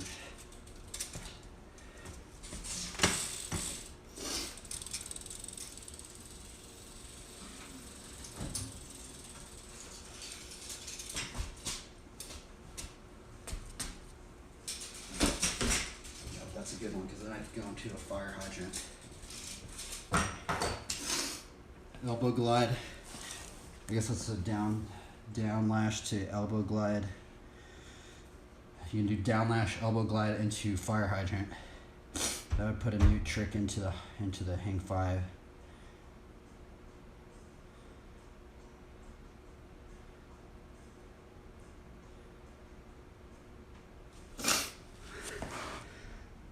Let's see here. Bobby, elbow glide to hitchhiker is common. Bobby Carr. Dude, Bobby Carr is a G, man. Dude is a G. But yeah, I saw the elbow glide to hitchhiker as well. I'm just wondering which one's easier. I think out of all of them, I think that Paul guy. There was that one Paul that one hitchhiker video, and I think Paul said the easiest way is to learn it backwards hitchhiker from backwards steamroller.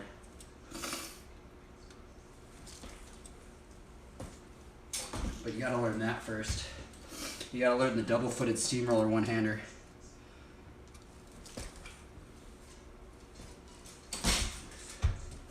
That one's such a weird balance point right there. Keep putting like weight on this side. You just gotta do like 1,000 reps of these.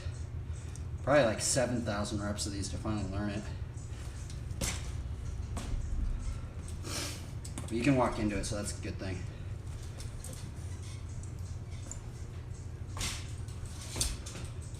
I feel like if I just kept practicing that, I would get it.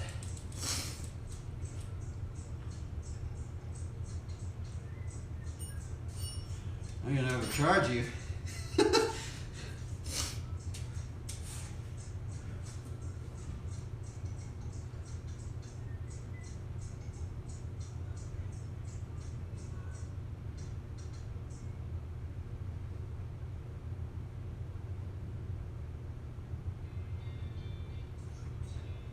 I wonder what Alex Jumlin's teaching. What do you think Alex Jumlin's teaching those kids, huh? Alex Jumlin's teaching them all his secrets, huh? I think his kids ride too. I think that's the crazy thing, right? His kids, they're all into riding.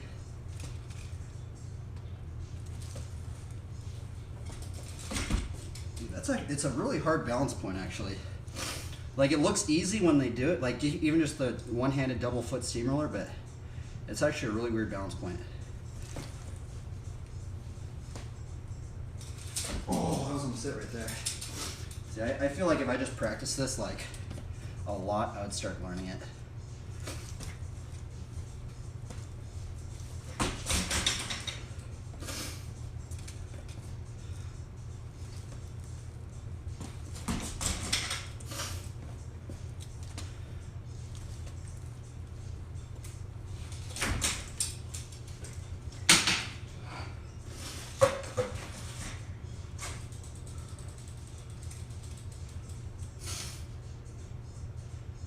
I know. There ain't much space in here.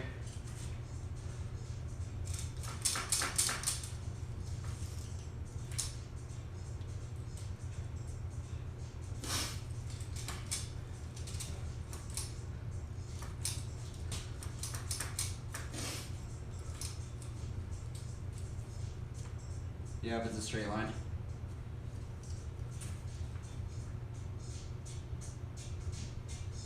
You know what's weird is I was watching that, actually last night I saw the UCI thing in Amit. What's that place called where they did that UCI contest? It was like a month ago. But there was one dude that rode only back brakes. Pretty crazy.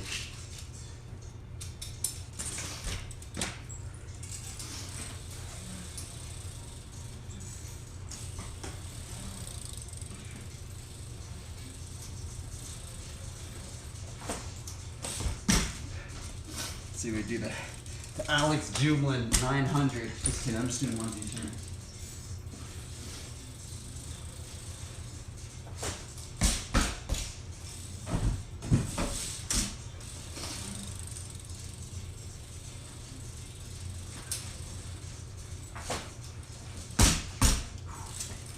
That's crazy that Alex would do 4 more of those. I can't even imagine doing that.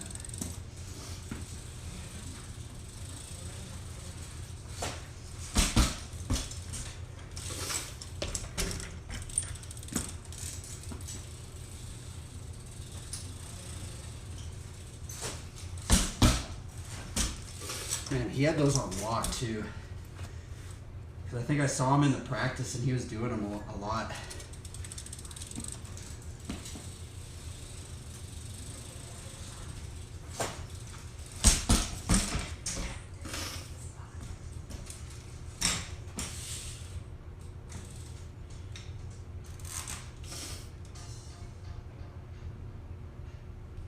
Yeah, with the mountains in the background. The only thing that sucks is like, it's kind of hard to find like a legit flat spot, right? Because that's how it is out there, like right in front of my parents' house, right? Thing is, it's just like the ground's not flat, except for that that one spot that I go to. It's over there, but I have to drive to it. And sometimes I feel like I'm just gonna get kicked out because it's like a deserted area. But yeah, if I ride out front, I should ride out front more. But like, the ground's like a pyramid, and it messes up a lot of my tricks at times.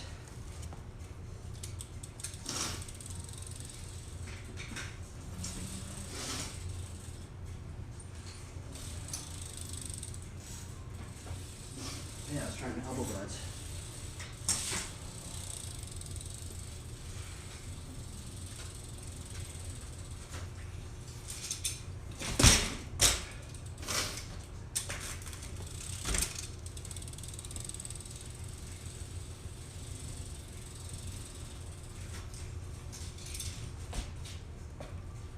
I need to learn how to balance these things out.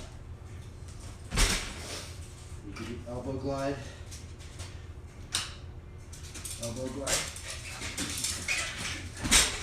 I could just put so many lines in that one if I learn it.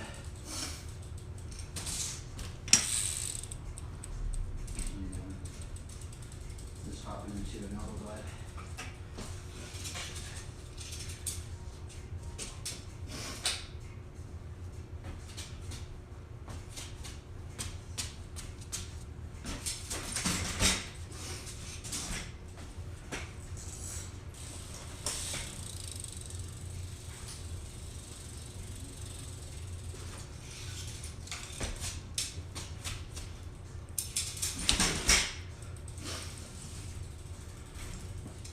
I need to learn that.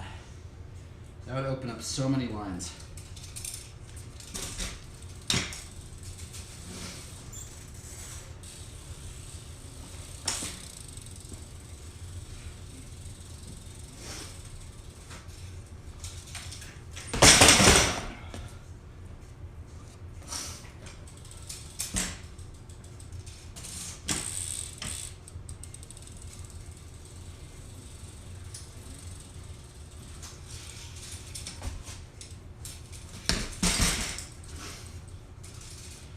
I wonder if you do elbow glide fire hydrant. I think you could. Just elbow glide.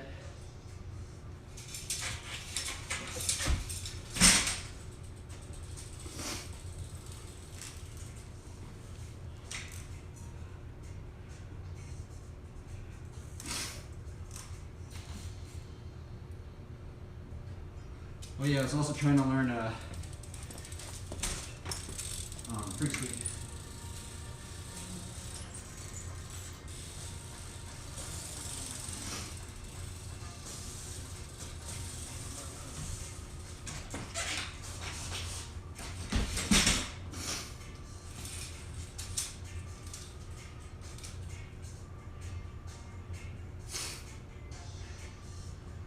My friends with any Twitch streamers, I talk to some of them every now and then. I honestly don't even watch others. I only kind of talk to, I mean, I don't know, like, friends per se, but sometimes I just like go in their chat and just start saying stuff, right? Like, it's kind of weird because like most of my, because you know how like I get the viewers at the end, like I don't really actually get many viewers actually streaming. Most of the people that actually watch my streams actually just listen to the Bible studies. That's the funny thing, like, because they normally don't watch the act when I'm actually riding. I think they generally just listen to Bible studies, which is cool, you know. I'm okay with that. I'm still waiting for the next riders to show up. There was this one flatland rider. There is another flatland rider on here. I saw him actually streaming yesterday, but he doesn't stream BMX anymore. He just rides road bikes. His name's Dimitri. What's that dude's name?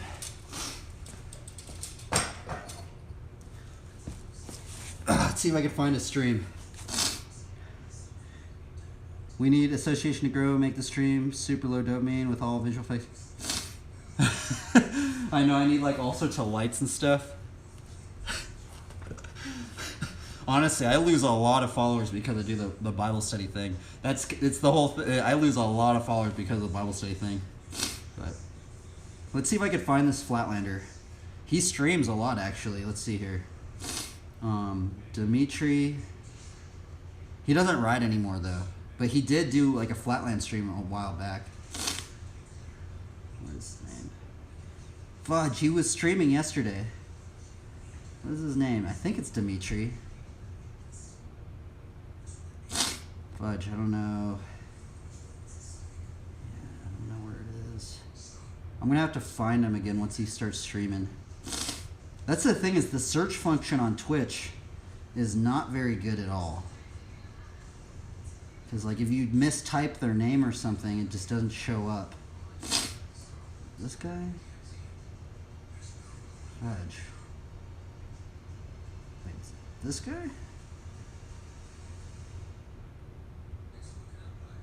Hope it's not this guy. Darn, I don't know. I'm gonna have to find his name again, but he can do 12 pinky squeaks in a row. He said that on stream. I was like, what in the world, bro? You can do 12 pinky squeaks? Or he used to. Try and get him to ride again. But now he's into road biking.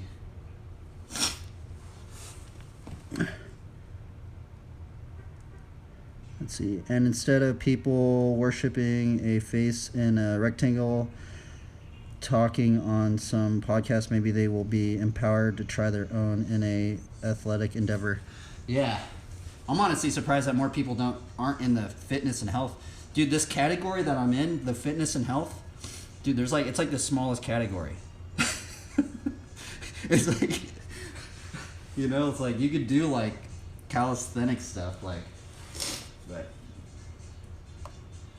yeah, I'll send you that guy's. I'm gonna have to find it, but I need to try and get him to ride again. Maybe I should tell him where's his secrets to Pinky Squeaks.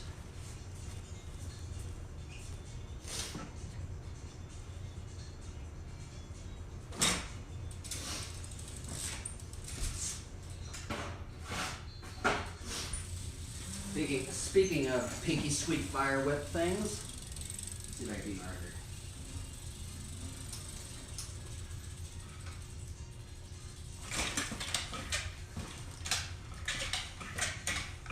Whoa! Usually went into a squeaker. Those ones are rare to go into squeaker.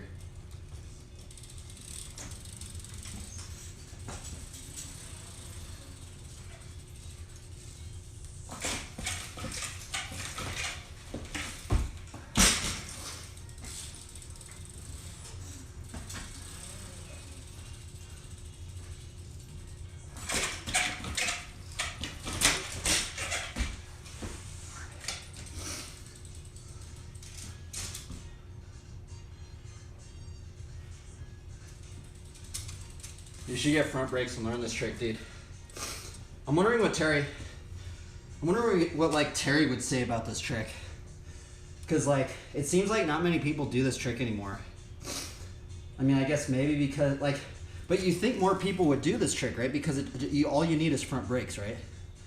I don't see it in contests anymore. Like it's way more like a 90s trick for sure. But it's like, why did people stop doing it, right? Like people used to put that in their runs. They'd like do this gnarly run, and then they do like 12 fire whips or something, and then they like do something else. Maybe it just takes up too much time or something.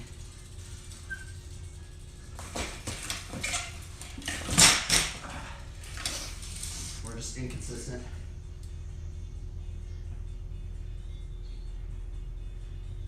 Yeah, and the squeaker. Yeah, the one dude I saw, he did he would do a fire hydrant into the squeaker no-hander. I've also seen someone do fire hydrant.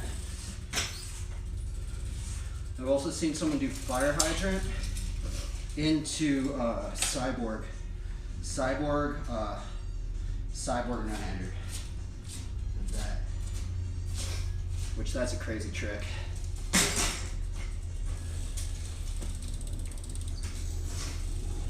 There's a lot of tricks in the fire hydrant.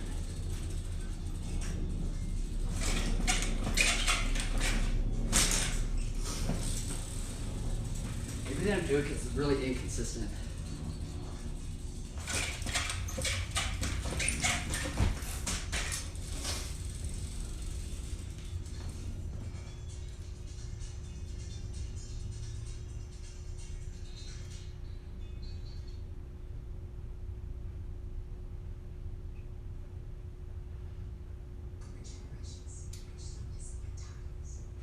3, 2, 1.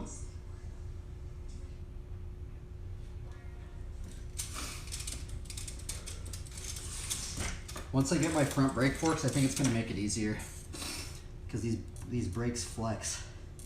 So when I'm doing the fire hydrant, this little flex right here, I think it's messing up my balance point.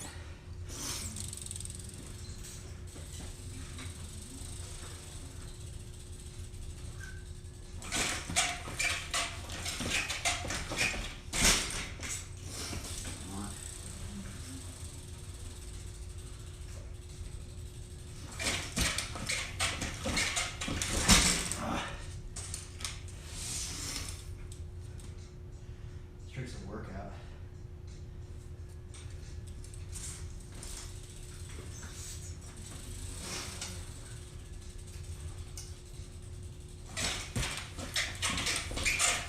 Come on. Keep messing up the timing. That's what sucks about this trick. Is like there's the timing of this right here, right? And then how much pressure you put down. And then there's also like, if you put your foot in like this, or you put your foot in like this, or sometimes like you get caught up in your frame and it slows the whip down. And then just sometimes you have your weight on here, over here, or over here. You just gotta like, there's just so many variables to this one.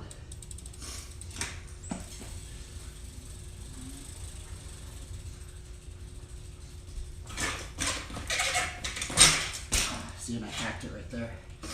Can't do track stand fire hydrants.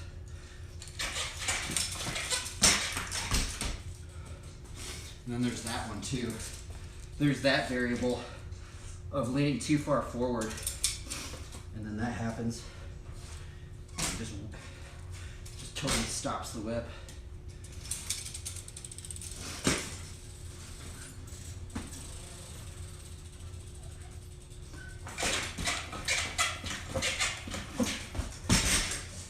On this side. I can tell every time. I know exactly what I'm doing wrong every time. You just gotta like get it all in sync. The stars need to align.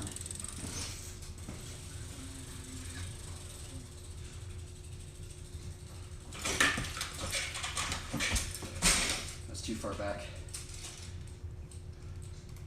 I mean, I'm actually wondering. I'm wondering if this trick, like people stop doing this trick in like contests and stuff because it's just really inconsistent.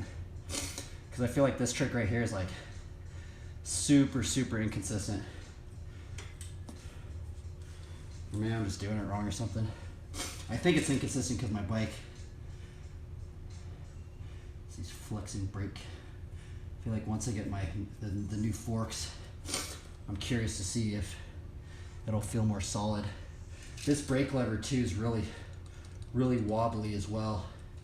I'm also kind of wondering what the level is, because I see some people and they have it very, very like twitchy, right? Like you barely touch on the brakes. And then I have seen people where they basically have their brake lever go all the way up. And so it's like, there's that thing too. And then the other thing about it is I see people either doing it like this, and then some people do it like this. And I think if you do it like this, you have more room if you mess up. Because what ends up happening is if I do it like this a lot, my foot either will slide off to either side, whereas like if you have it like this, you have like,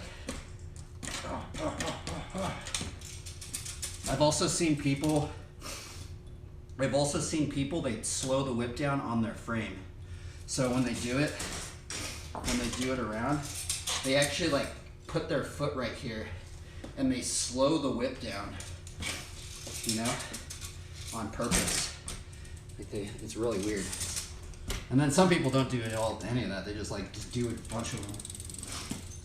There's like so many techniques. There's like 7 different techniques that people do this trick.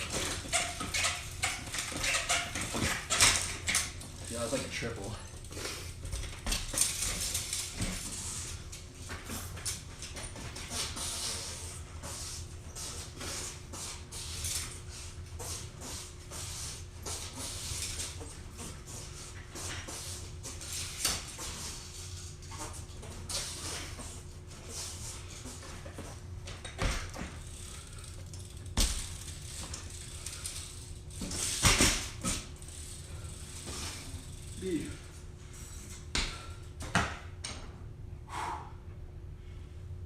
it was a triple.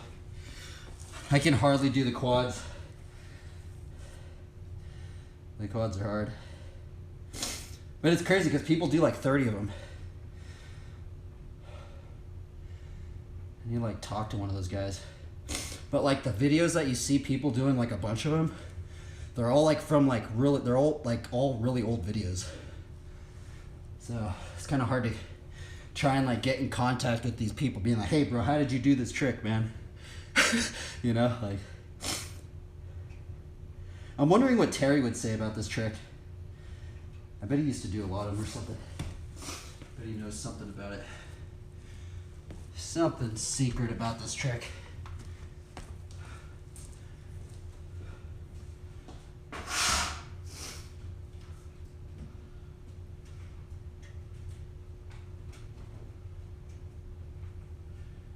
Hey, did I put a street marker on there? I think I did.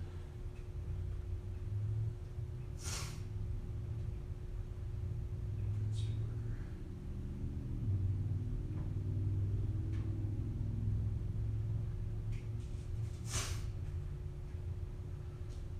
More people should do the trick. They do the pinky squeak. I need to learn the pinky squeak.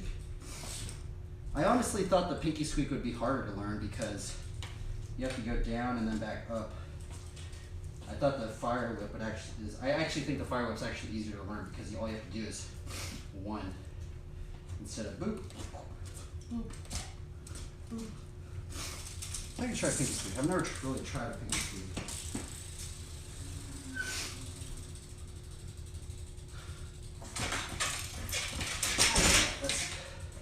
I think the pinky squeak's actually harder. You have to do it really, really slow. I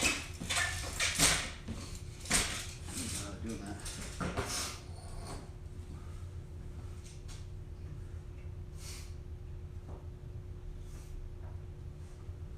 Oh yeah, well, this is the video. This is the video that I learned from. I think it's from Michael. But he calls them pinky squeaks, so. And he did 4.5 in the beginning one. Let's see here. Pinky squeak, how to. This one right here. Now I think he's actually doing fire whips. I don't really think it's a pinky squeak, but it is but that very first video right there, that's the one that I learned from. And in the video, he does 4 of them. No, he does 4.5, so. Michael Duffel.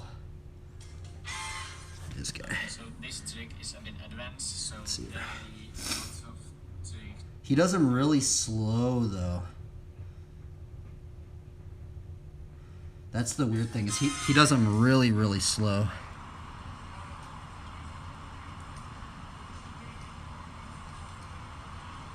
So you did 4.5 right there.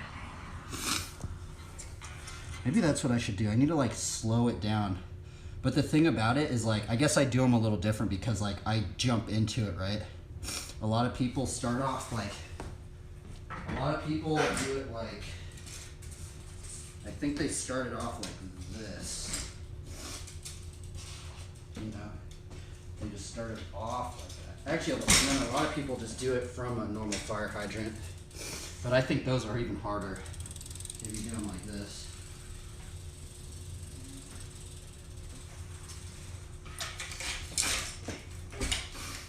Those are hard. I think, yeah, those are way harder, I think. If you do them normally.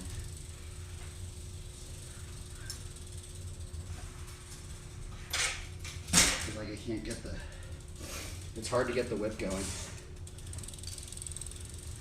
correctly.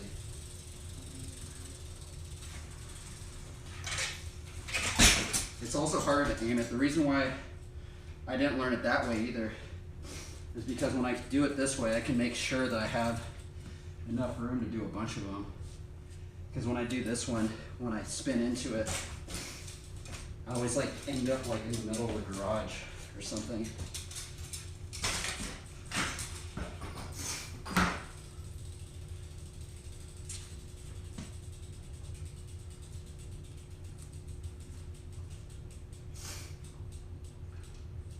Yeah. Oh, a check rider, huh? Yeah, I'm not sure. Dude learned that trick. Sure, that's that dude. He helped me out. Still haven't beat his record though. He got 4.5. I almost got a 5 one day, but I didn't land it. I'm gonna actually see if I do it slower, because I actually just noticed that he's doing it really slow. Oh, you know what? Maybe that's a big thing. It almost seems like he's doing it as slow as possible. Now that I watched that clip, of him doing it.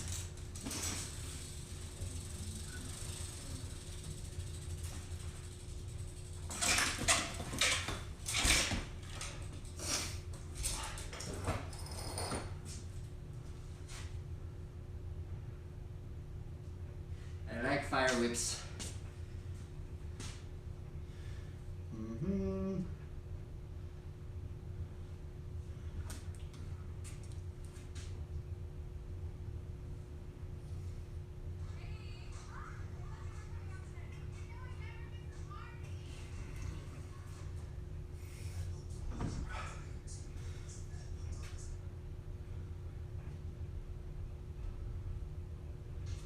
There's just so many tricks from the fire hydrant.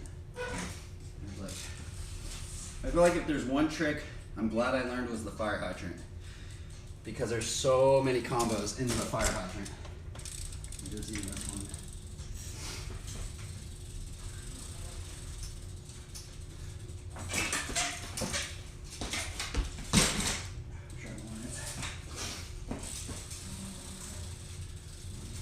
Fire hydrant the Freaks Week.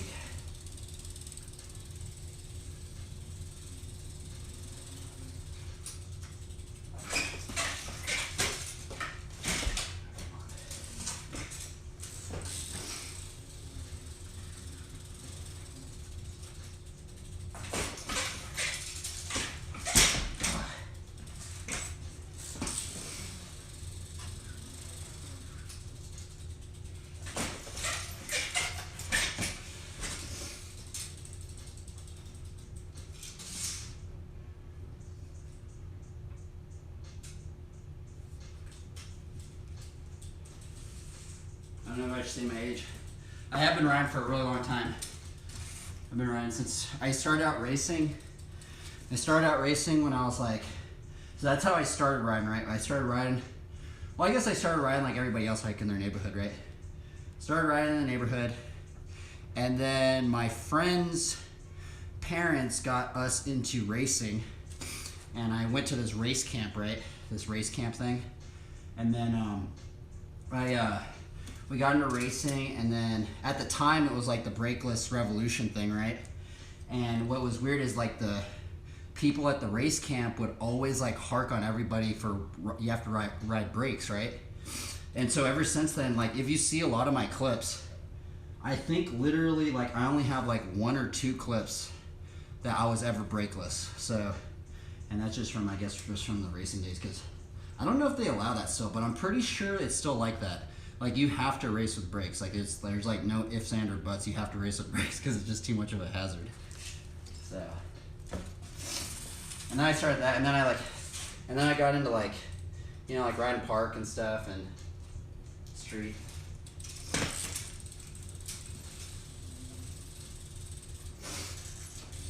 But honestly, I find flatland the most fun now. It sounds ridiculous, right? I went from racing. Dude, if anybody would have told me that I would have been riding in a garage in a 15 by 15 square foot area, I would have been like, bro, you're tripping, dude. Cause like, I don't know, I actually have a lot of fun just learning flatland because it's just so hard, you know? Like some of these tricks are just like, I can't even believe how long some of these tricks have been taking to learn. But it's so rewarding. Like, especially, I think it's just like, it's just something about flatline is so rewarding because like, you know when you learn a trick and then you can put it into another trick and you're like, what in the world? Like I could just put that trick into that trick and then that trick goes into this one and this one and this one. That's what trips me out, man. I think that's what most flatland. It's like that's the hook. I think that's the hook of flatland. Like you just gotta learn some of these tricks, and then you just start putting them together, and like that's when it's really fun. Right.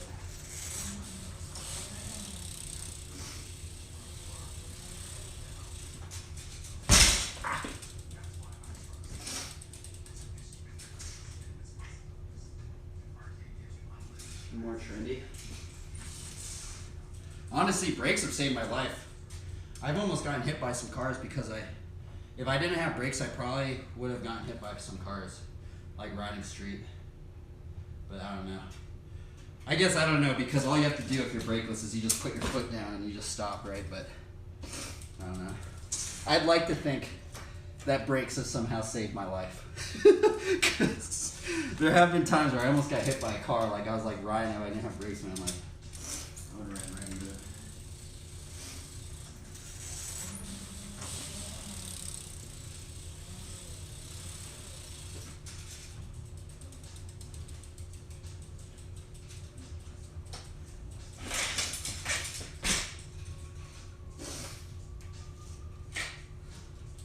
Oh, I ran out of room.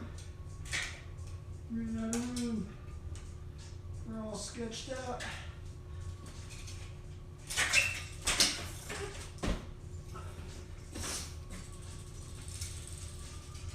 There was another, I read up a thing on Global Flat.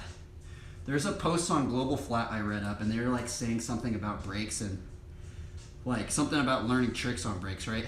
Because I kind of think I might have learned hang fives a little bit faster, because I think I learned the squeaker, right? And since I learned the squeaker, like, I think it maybe helped me learn hang fives a little bit faster than normal, right? Because like the squeaker is kind of like the hang five, right? And I kind of feel like because I had that, like, it may have made me learn hang fives faster.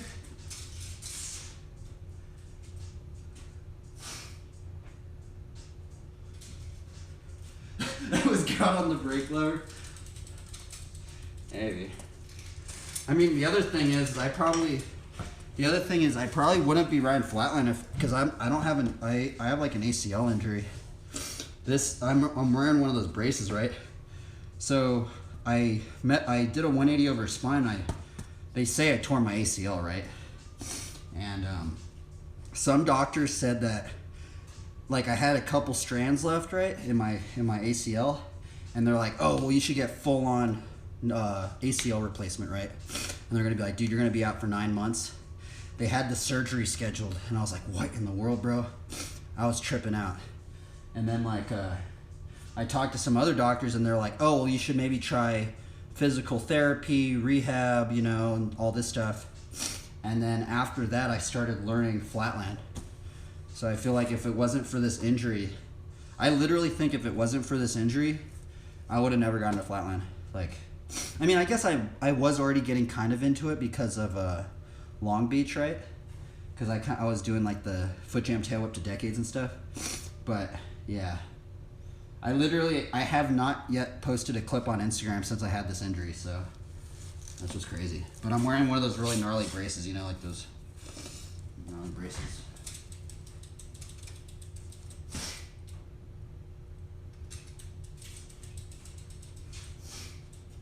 But so far, flatland's been good. Been good. I do miss the other type of riding. I miss just blasting.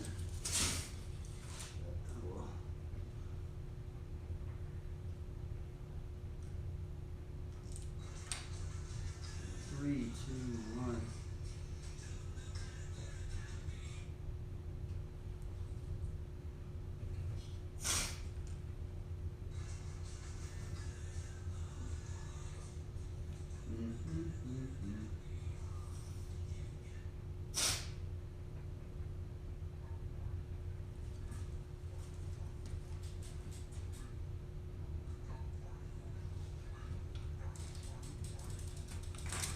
You could do the upside down tail whip.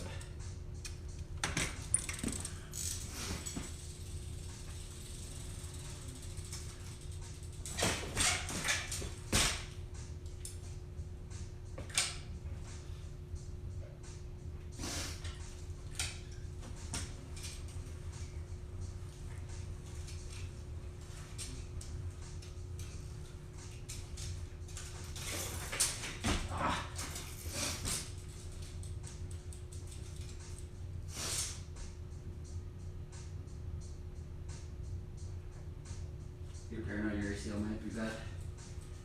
Well, if you are, what Ryan Nyquist actually has been riding with. You're actually riding a Ryan Nyquist frame, aren't you? If you go on his Instagram, I mean, you might have to scroll down a ways, but Ryan Nyquist has been riding without an ACL for I think 9 years. He it's in one of his posts. It's like in the post where it shows like one of these braces, right?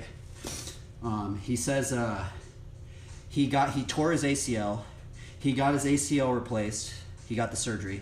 He tore that ACL, and then ever since then he's just been rocking a brace. And dude, that dude's the Olympic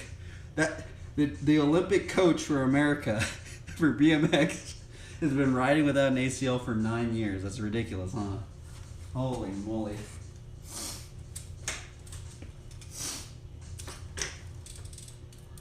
What was I trying? Oh yeah, that's right.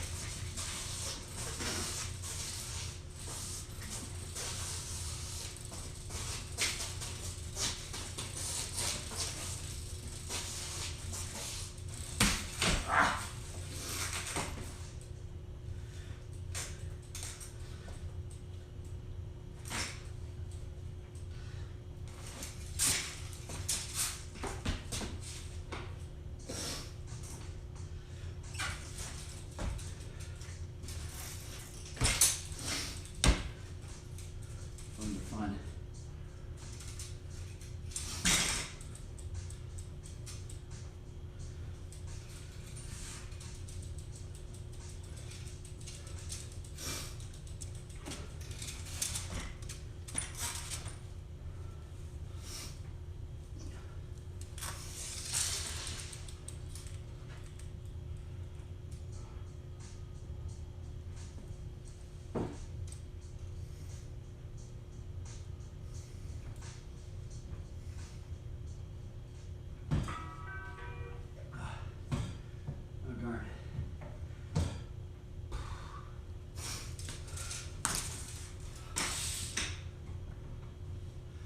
Let's see here. But yeah, flatline's really, really hard. I think out of all the riding I've tried, flatline's definitely the hardest.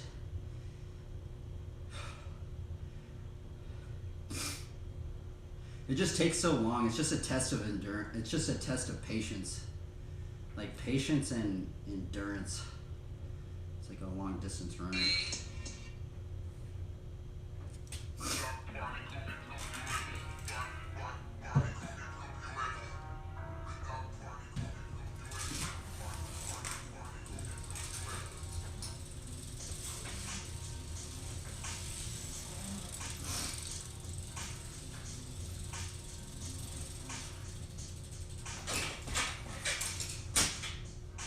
Too close to that thing. Try this one.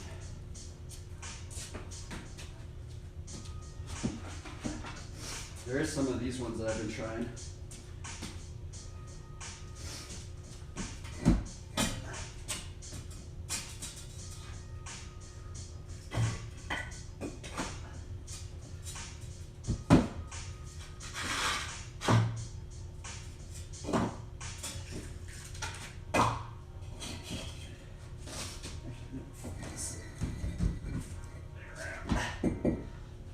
Dude, this thing is cool. This curb. It's kind of funny, I got this on my birthday, but this is like the perfect size for like it not moving. Well, it kind of moves, but like it's cool. A lot of combos you can do with this thing.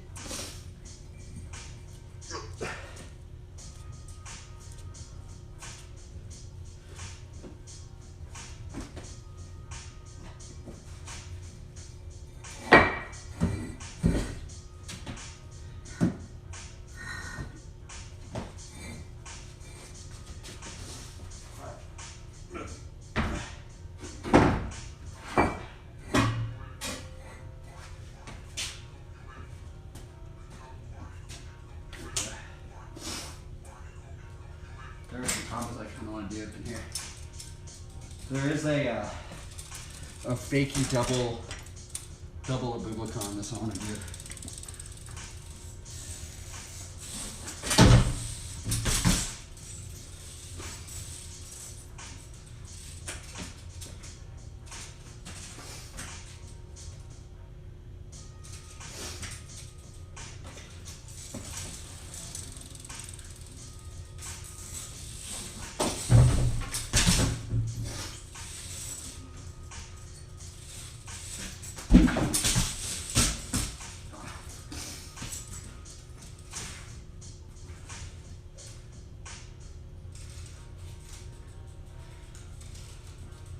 See if I can do it. I think I gotta move this like.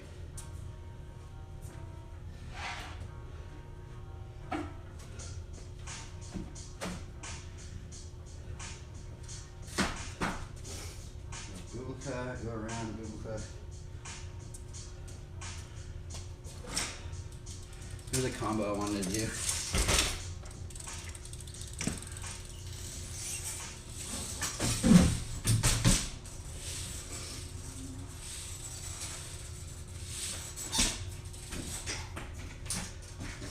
You gotta like aim it right.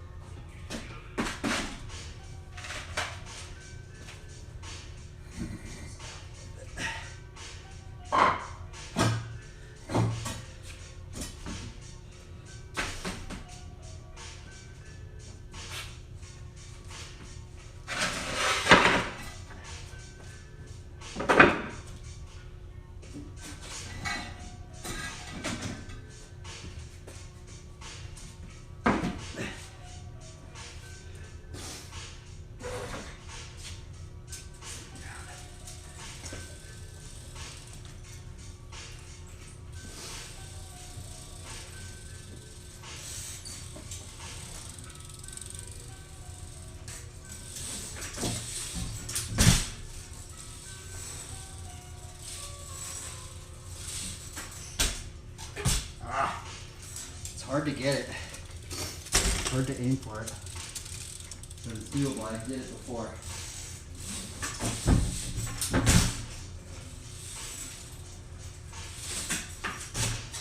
Oh, I almost did it.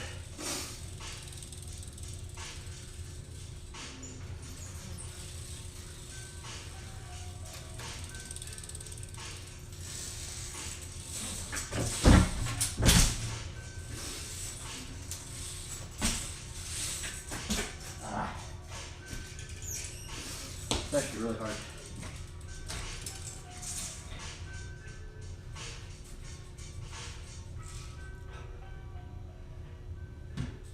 You gotta like carve it the right way.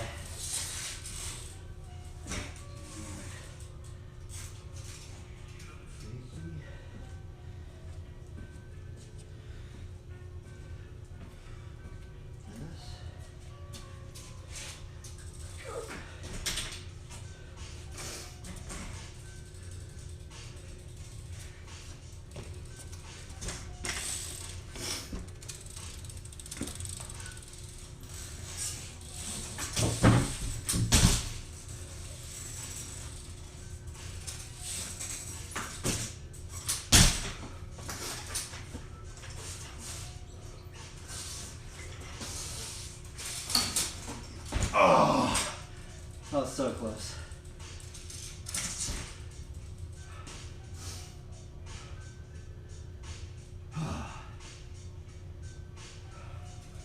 Bro, I almost landed that. Been after this one for a while. I would have a ledge in here, but see, I want to. Eventually, I'll have a ledge in here, but it makes a lot of noise. And I don't know if my parents' neighbors will be down for that, so.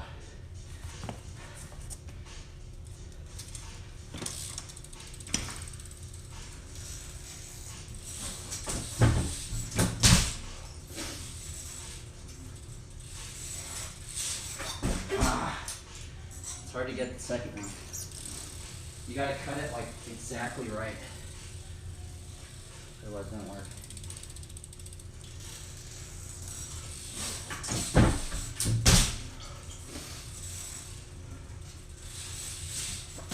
Oh my goodness. I don't even know how I did that one. I literally almost landed. I should have done the bar spin.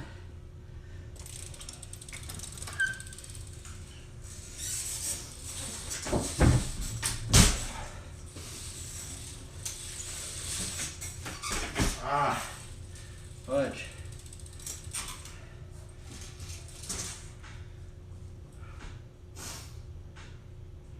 Oh, thanks, dude. The goat stream. Maybe a sheep stream.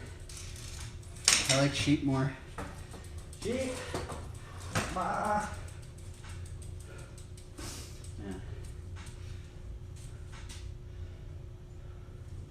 Thing's hard. That's why I don't really ride that thing a lot, because it kind of tires me out. Just hopping and hopping, hopping. Kind of wastes my energy at times. But there are some gnarly combos you can do with that thing.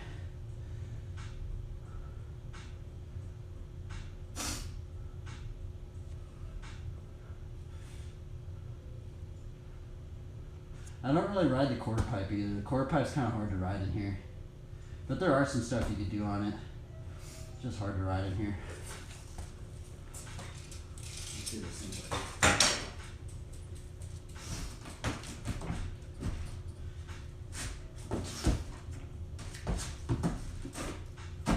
It's kind of sketchy.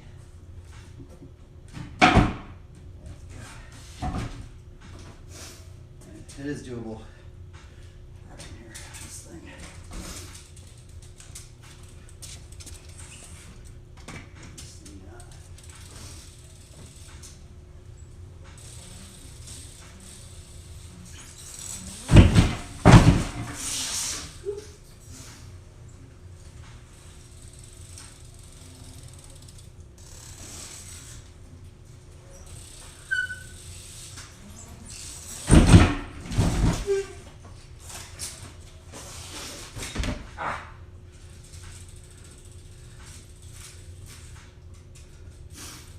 Hard to ride in here. That's why I don't ride that thing a lot.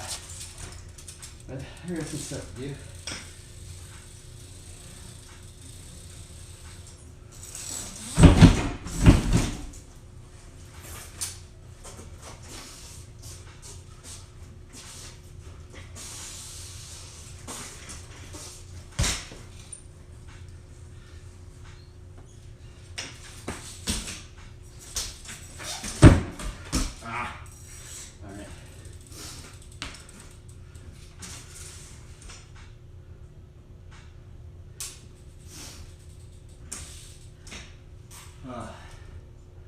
We're tired. See, riding that stuff just makes me tired. I've been noticing that. Like, if I ride just purely just flat, it doesn't really tire me out that much. Well, it does tire me out, but like, once I start hopping and stuff, like a lot, it tires me out quicker.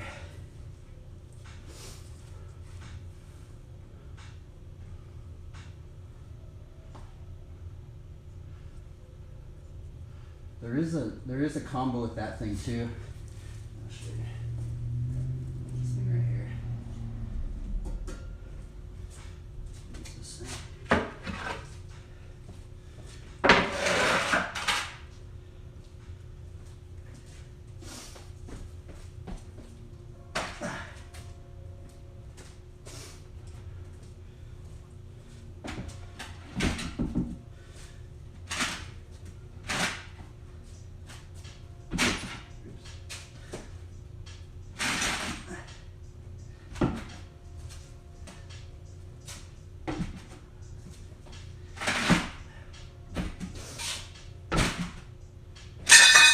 Oops.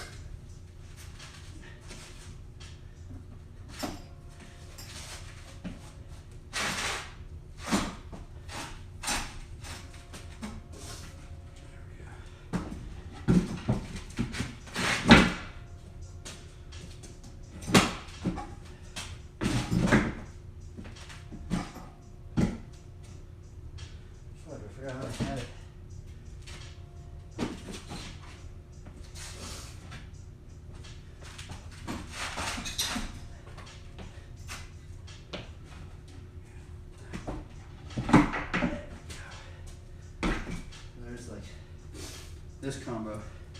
It's pretty fun. And you can go up and mess around with it.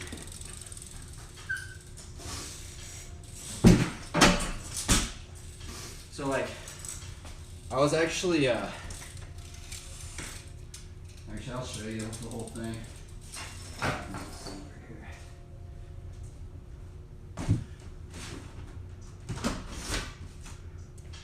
I'll show you it. I don't know if you're still in here, but I'll show you the setup. So I was actually inspired by, you know, like those rock climbing gyms? They're called moon boards, actually. But this is like, this setup right here. It's kind of like been inspired by rock climbing. So like, this one I have right here, this is a rail thing, like a pole jam. I don't really ride it that much because it's kind of hard to ride because it moves on me. But we have a pole jam right here. Then we have the quarter right here. And then we have like the extension. And then we have just a normal curb, which I ride this thing more than most things actually. This curb right here, I got this for my birthday. It's kind of hilarious, like I found this on my birthday. And then this right here, this is actually pool coping. So when you go up, see how it's all marked right here? I don't really ride this that much, but this does, like if you can like bump jump it, and it does, it is pool coping, so. And then this thing's like the what's it called? You know, like the cellar doors in New York? I like tried to simulate the cellar door angle. I think the cellar doors are actually a little bit more angled. But how I have it set up, if you ever make one, is that what I have is I had to make this thing right here, right? And this thing, this is where the wood gets caught right here. And then I have this brick right here. And it like kind of, the wood goes right in there so it doesn't move. And then the brick is on right there and right on this thing. Because if you just have this thing by itself, it'll move, right? So then, so you put that thing and it latches down right there. And it's just literally propped up against that thing and doesn't move on me. And then that's kind of like it's kind of like the rock wall inspiration for the only thing I'm missing is a ledge, but the ledges are really noisy. Oh, the spot looks way smaller. Yeah, this is the spot, by the way. So, this 15 by 15 square foot area. Like, you know, I don't have much area to ride in, and then that's why I don't ride that thing that much, because it's just hard to get to. I do have these things set up for the Olympic thing. So I used to work at Woodward, and I met all these Olympic athletes, and just seeing how they trained and stuff. That's why I have these are all the relics of all these wheels. But yeah, after working at Woodward and then just seeing all the Olympic athletes, I just have that right there. So every time I pass by it, I just see that up there. Shout out to all the guys that, I don't know if like a lot of Olympic athletes go to Woodward anymore, because I think they're dropping their gymnastics thing. But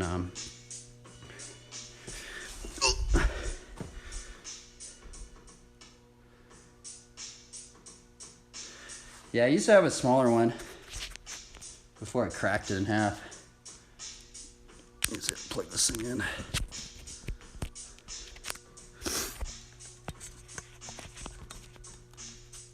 Oh yeah, that is the space.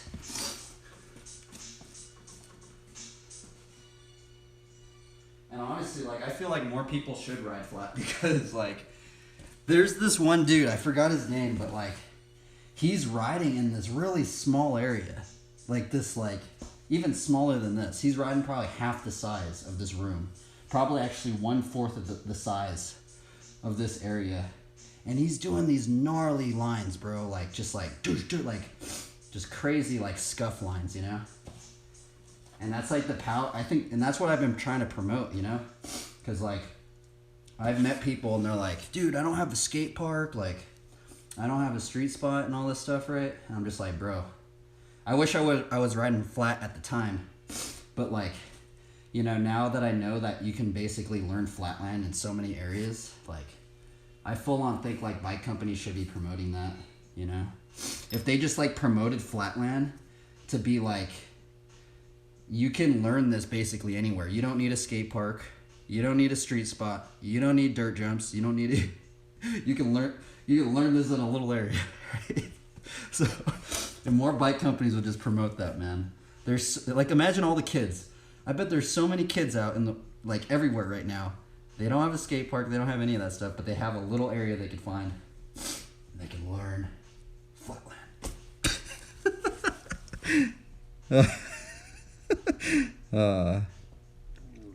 Nick Watts. Yeah, it was that dude, I think.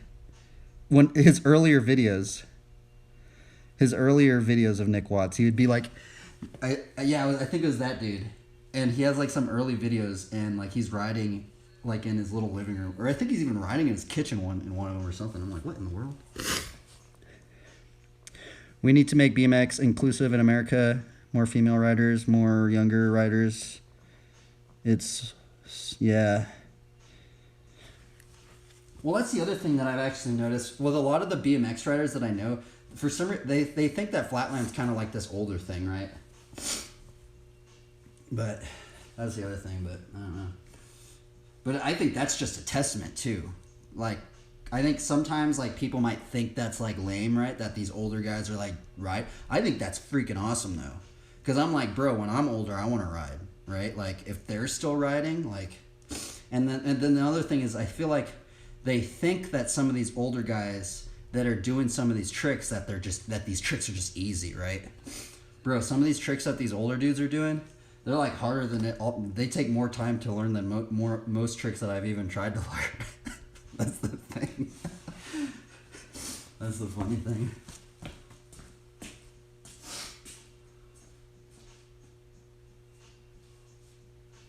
Yeah.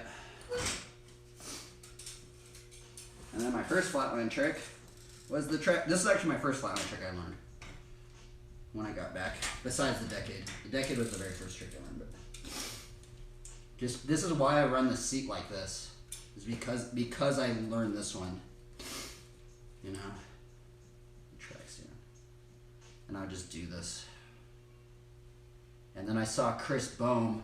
Actually, Chris Bohm made me want to learn this trick. And then Chris Bohm would do the no-handed ones. Right? He would do these ones. So that's why I do these a lot, because this was like my second real flatland trick I learned. And this was because of Chris Bohm. And then my first, I think, actually besides the gyrator, this is actually my first scuff trick. This one right here.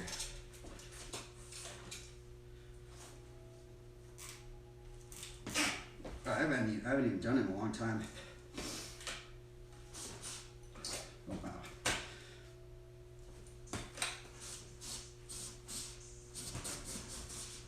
So this was actually the very first scuff trick that I learned. Oh, I haven't even done it in a long time. I kind of forgot that I used to do that. And then I learned the switch or sticky. And then I learned this one. Oh, I can't do it like that. Yep.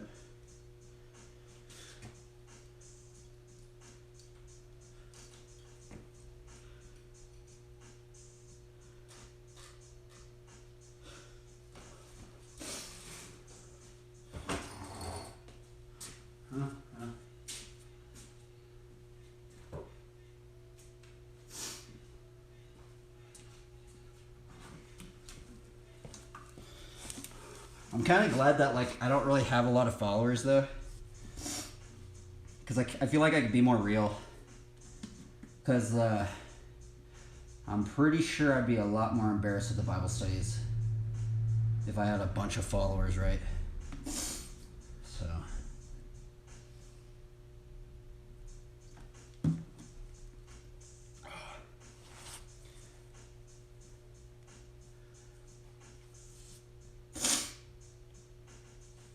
Mm-hmm. Mm-hmm.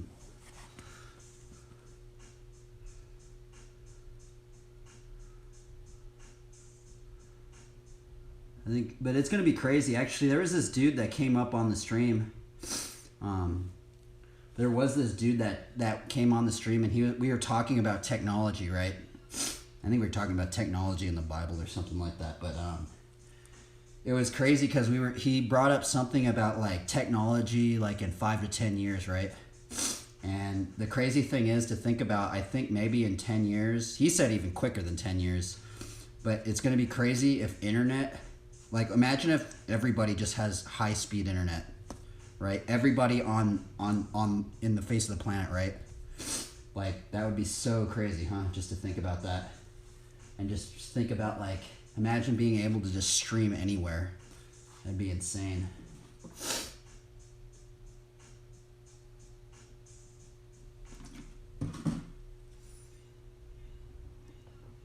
Yeah, and do sponsored gambling and stuff.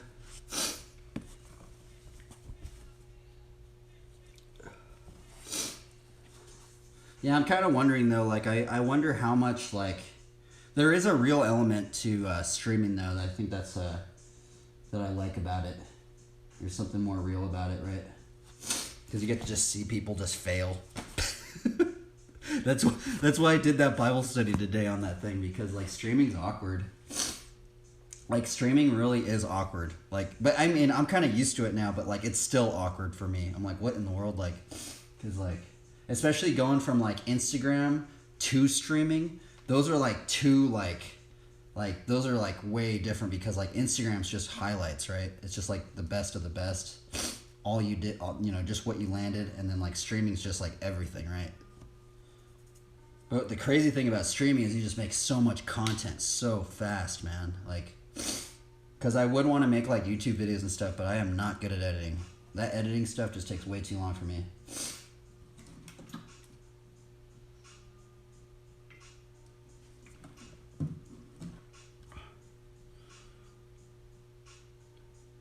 You ever raided my stream with a bunch of chatbots? That was me an apology. The other thing is, man, if I had a better computer, because actually before I did the bike Bible stream things, right? I actually used to stream WoW. I streamed WoW for an entire year, and the thing is like nobody would watch those at all. I'd get like one view, even on my VODs, and it's because of my computer. My computer's like a potato. I'm kind of glad I don't really have a really good computer. I feel like if I had a better computer, I literally feel like if I had a better computer, I probably would have never gotten into bike streams. Like if I had a better computer before I got into bike streams, I actually probably would have just gotten into like streaming games.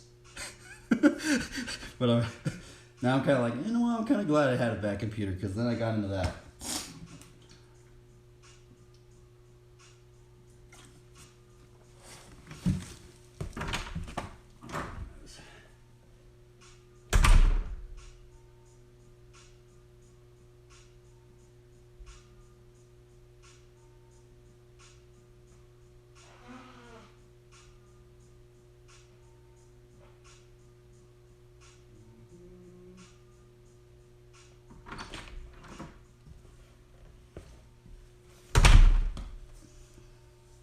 Let's see, what am I working on again? Let's do some locomotives.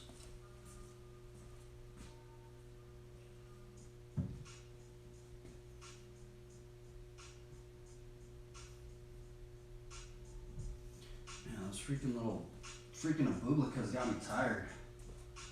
I really don't do that trick. I feel like I used up all my energy right there. I'm wondering, like, I wonder how long, like the top level riders ride. I'm thinking they might ride like 4 hours a day or something, right? Because like, I know that's like what Olympic athletes, like that's a lot of schedule for Olympic athletes is 4 hours a day, 6 days a week, which is gnarly. But I'm only kind of riding like 2 hours, I think, for trying to do it for 6 days a week. But then what's crazy is like Arnold Schwarzenegger, he did 4 to 6 hours, 6 days a week. That is insane. Arnold the G. But that's how he got to Mr. Olympia, so.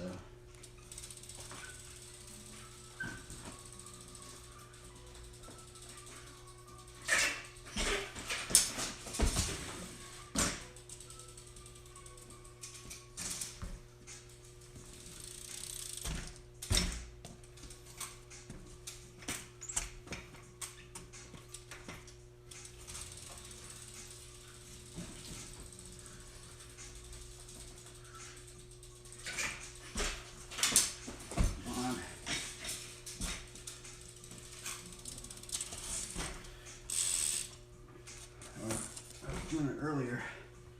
I'm just tired now.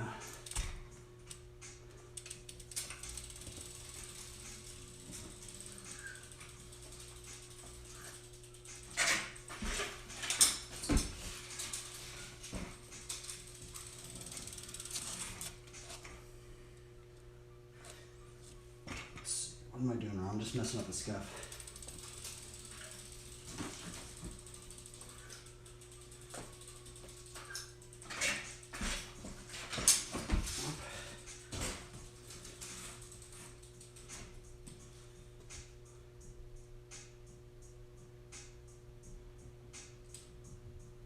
I have a superpower. Is this guy working through me?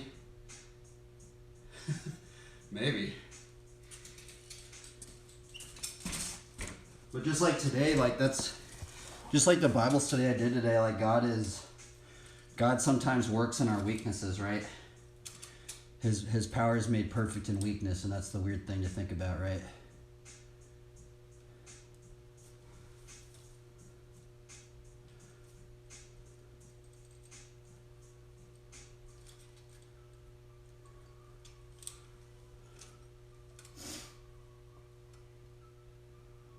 What am I doing wrong with this trick? I was doing it earlier. Maybe I have to warm up with the backyard no-hander. Let's try the backyard no-hander.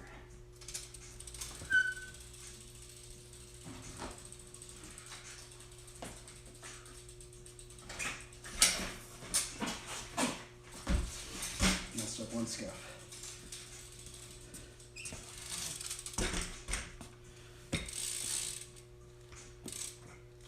I need to angle the bars so I can do the no-hander.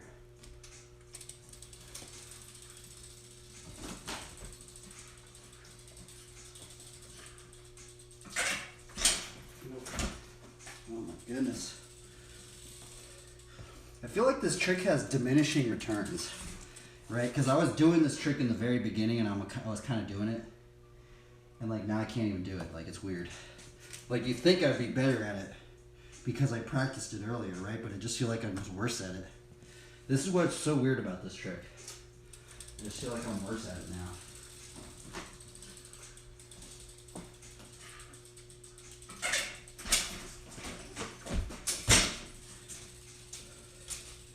It's like I'm super slow. I think I'm just tired. Maybe that's all it is. I'm just tired.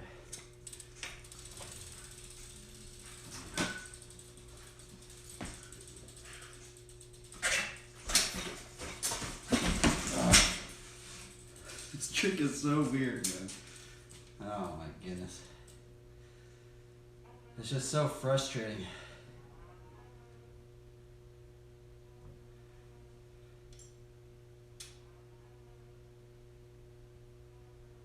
I close my eyes and think and then open right at the object I was looking for.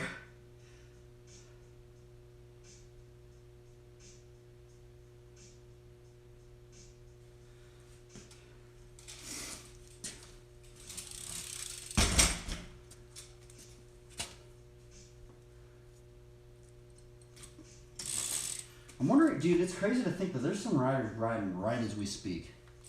What are those flatland riders doing, right? It'd be cool to talk to them, right?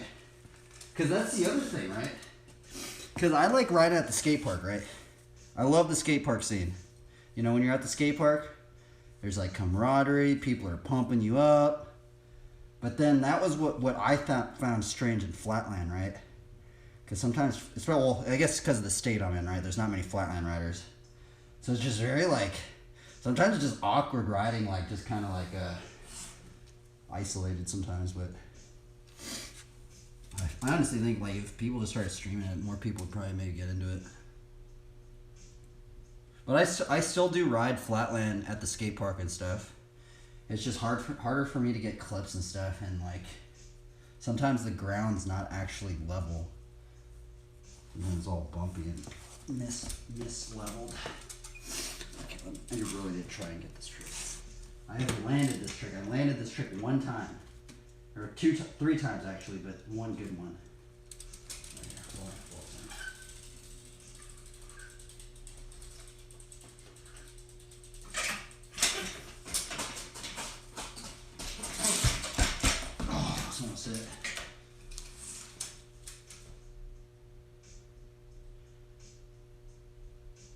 Dude, I almost landed it right there.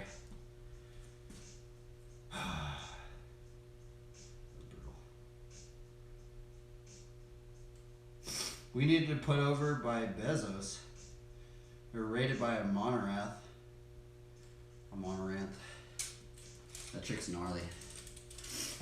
Dude, she streams a lot. Dude, it's crazy how much like some of these streamers actually stream for. I think there's some people that actually just stream their entire life. That's actually how Twitch got started. That's the weird thing. There was a dude and I think he like streamed his entire life for like a month. Like 24/7 or something like that. Which is crazy to think about, man. What in the world? Oh, I almost landed it, bro. Let's see how I get in.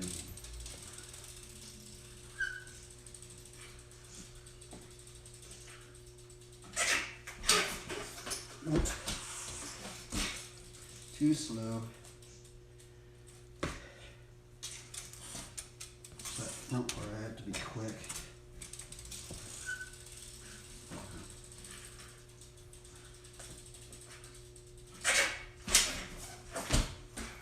Good enough. That trick is too weird.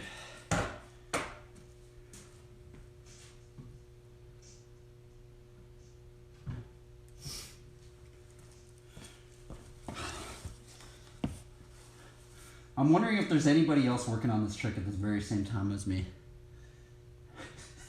Like some just person in Japan or something just working on the same exact trick. You know, that's the weird thing is I don't see anybody from other countries really streaming.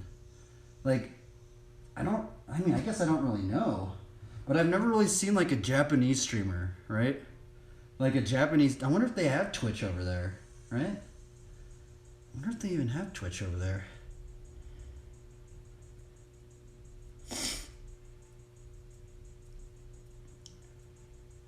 Yeah, they have entire relationships. Well, the thing about why so many people just stream in their rooms is because of the internet that you need. You need to have like some sort of like it's like this backpack modem thing. It's like $700, and then you need to get like satellite internet or something to have the streaming capabilities. Just so everybody that you see streaming like IRL, where there's like walking around and stuff. They have like this modem backpack thing, which is really expensive. Otherwise, you have to be kind of tethered to the Wi-Fi. But I don't know. I'm not sure. I'm wondering like if like normal iPhones or something, if you have like 5G or something, you might be able to stream. But like, they don't need to stream in Japan.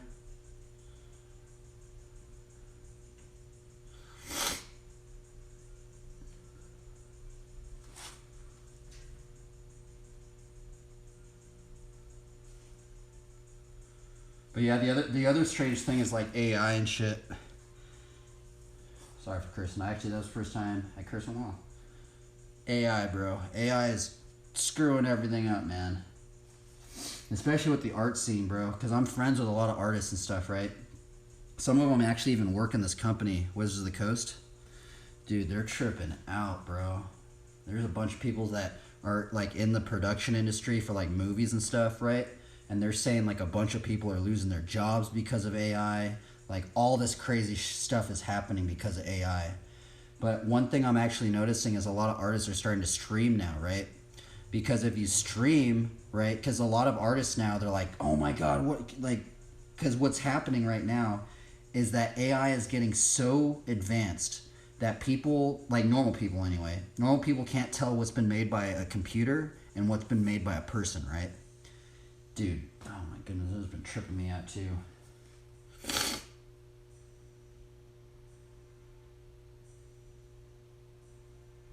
I wouldn't be surprised if the algorithm shadow banned any video with sunlight. Yeah, I see where depressing makes me feel like I wasted my life studying math. Feels good to be a Flatlander though. Can't fake that, yeah. Man, I've been terrible at math. But honestly, I feel the same thing, dude. I literally feel I wasted so much time just drawing. I'm actually really glad because I was actually going to go to this really expensive art school. And I'm actually really glad I didn't go because like, dude, like, man. But yeah, I spent just so much time just drawing, bro. It's ridiculous. It's actually just, it trips me out, bro. I'm just like, oh my goodness, bro. Like, it actually depresses me. I'm like, because now like a computer can just like do things so fast, man. It's just, shit is a trip. Yeah, it's using our skills. That is true.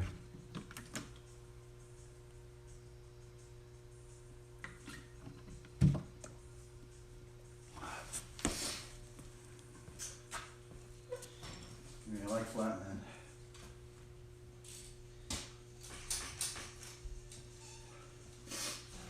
I think the bike industry is good. The bike industry should be good because of global warming.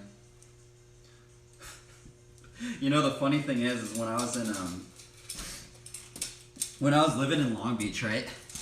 Because like I'm friends with like some mountain bikers and like road bikers and stuff, right? And like what's funny is like they were saying like they kind of like the bike industry as a whole, they're they kind of like the whole global warming thing and all this climate change stuff because it kind of gets people to want to ride their bikes more.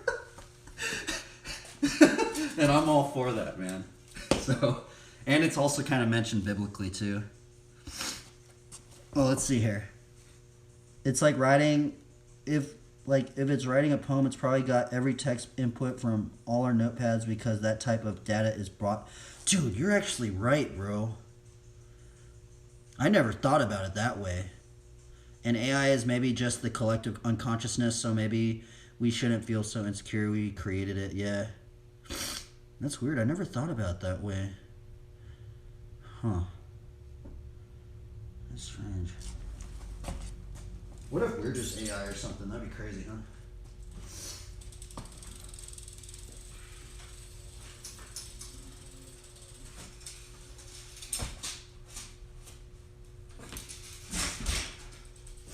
I need to learn this balance point. Just walk into it.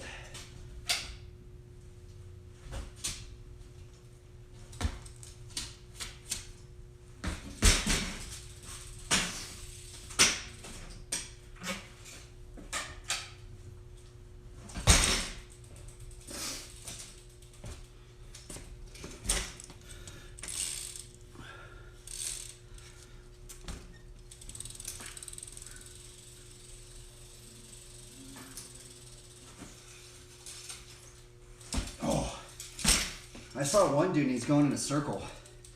I feel like I can only kind of do it in a straight line.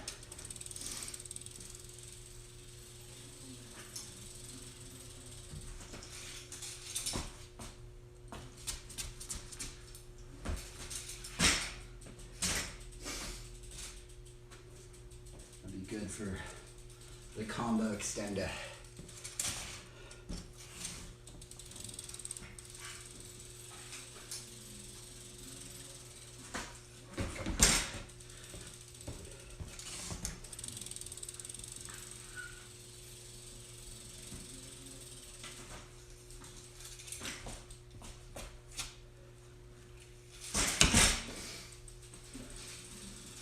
Take a little bit of time to learn.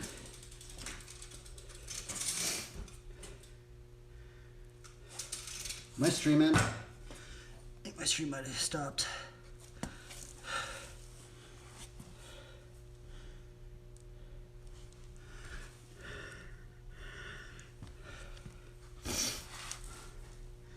Speaking of Wizards, I wouldn't be surprised if Arena was using bots or actual farms of people to inflate their player base. Huh. Yeah, I don't know. A lot of my friends are into that game. A lot of my friends play MTG. Like my friends that don't really ride. You know? So that's fun. They like playing. We kind of play like Commander though, right? Because Commander's every set, and you can kind of just use a bunch of cards. You were top ranked? What the heck? No way, man. That's crazy. I actually, what's funny is I actually studied with some of these artists that work for this company. Like I used to study with Dave Raposa, Like Dave Raposa's done like Gideon, Yana, Shamir, and Johannes, and then Miles Johnson. We were all on this like forum way back in the day, right? And like a lot of those artists, they don't even have like education. It's kind of crazy. But yeah, they were doing actually Dave Raposa way back in the day. He was live streaming like this class thing, and anybody could join in. It was cool. Those guys helped me out, learning a lot about art.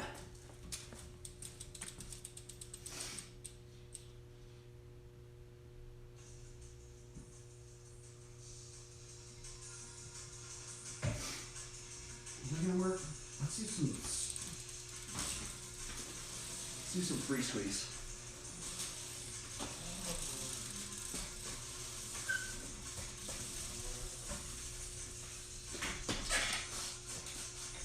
Oh, I almost did it there. I'm gonna learn it. There's a new how-to on how to do this trick.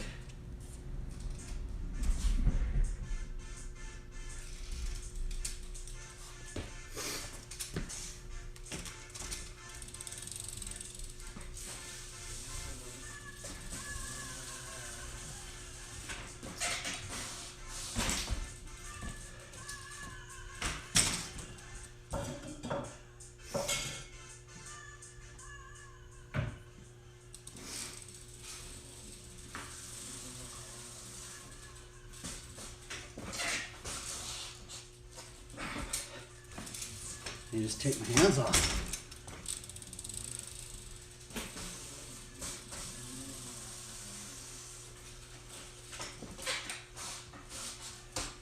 Fudge. How do you do it? For sure, man. Yeah, I'm about to end the stream here soon. Peace out, bro. Keep shredded. Thanks for tuning in.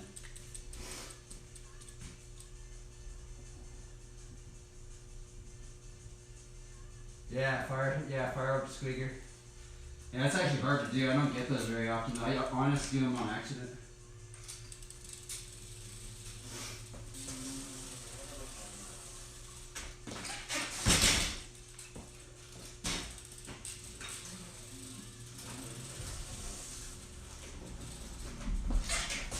Gosh, this trick sucks.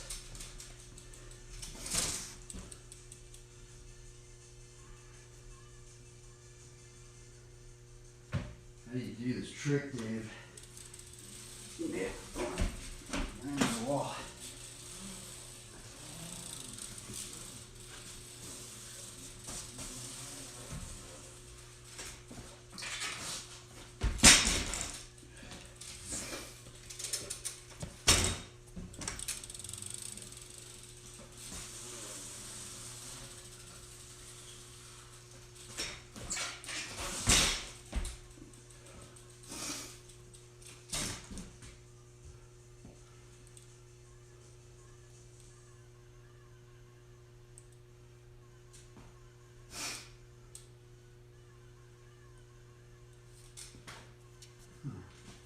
How the heck did you do that trick so easy?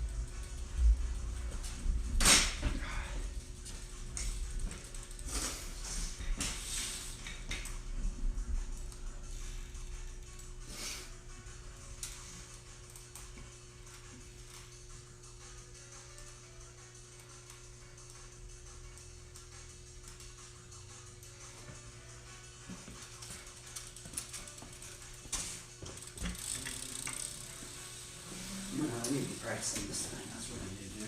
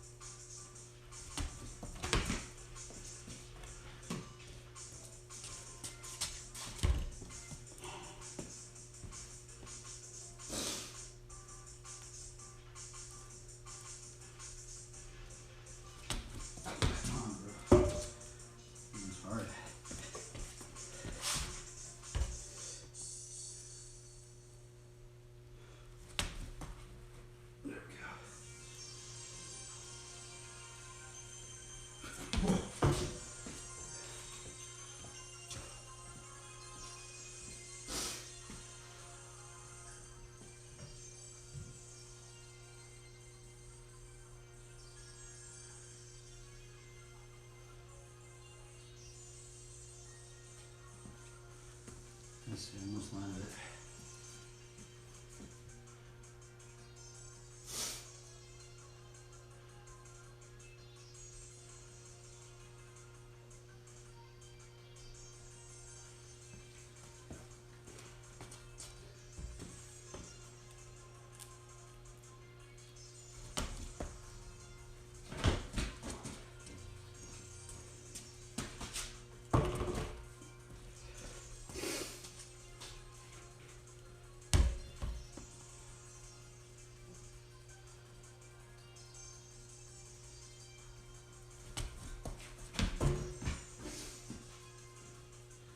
Why is this thing so hard? Guess I'm just not good at it.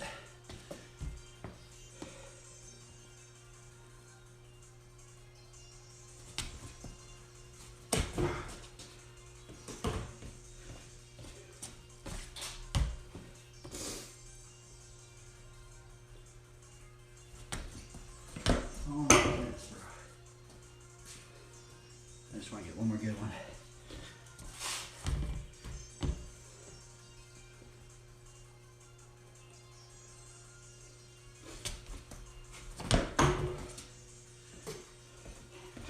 Just weight placement. Just gotta be accurate.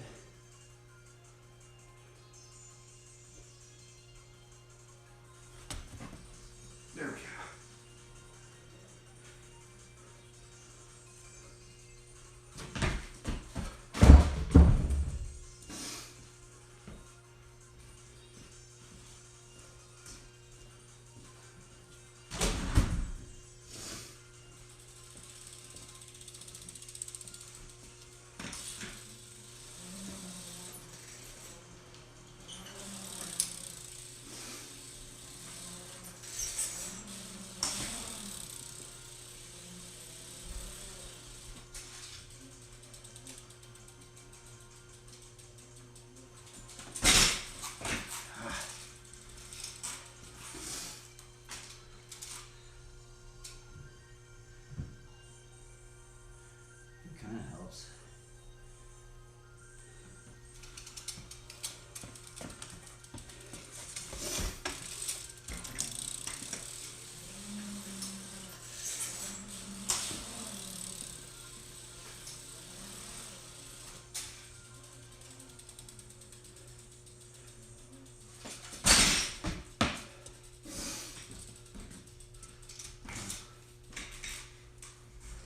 Whoa, that's a new song. What's this one?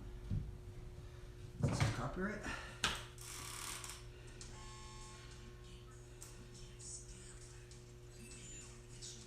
This is copyrighted.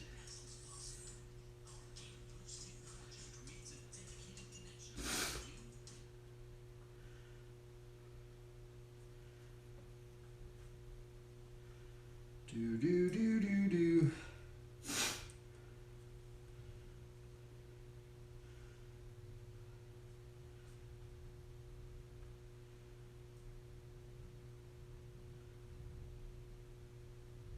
Ooh, I haven't priced the boomerang. I didn't price the boomerang today.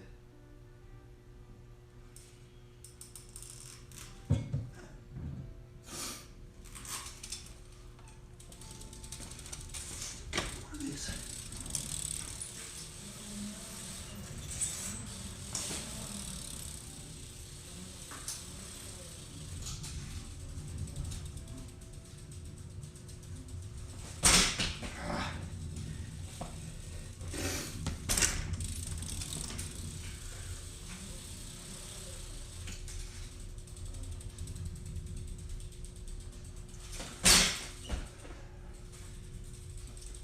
They do that trick so good.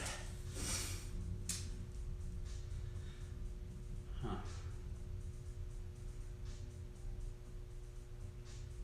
I'm doing it wrong.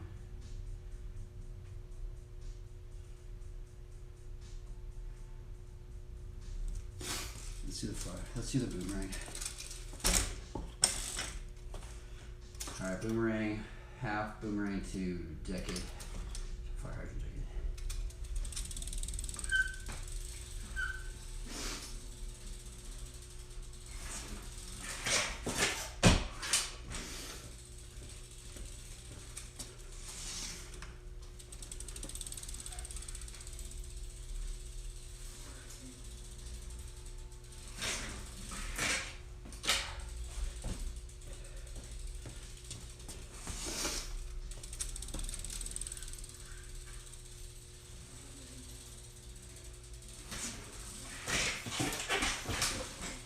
Ooh, that was almost it.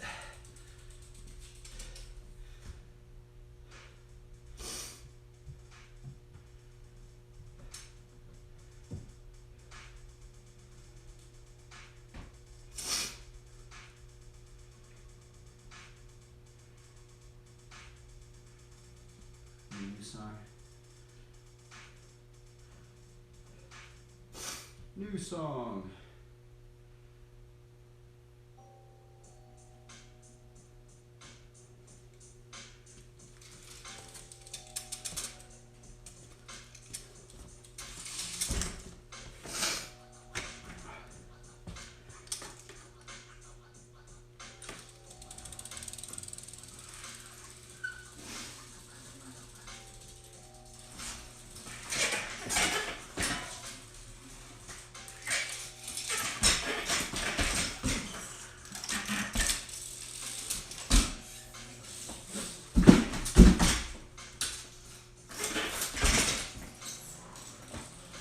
Finally.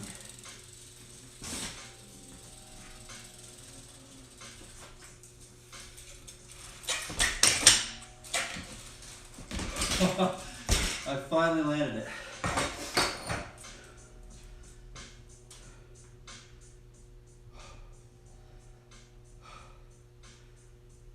Yes. I've been after that comb for like 2 months now.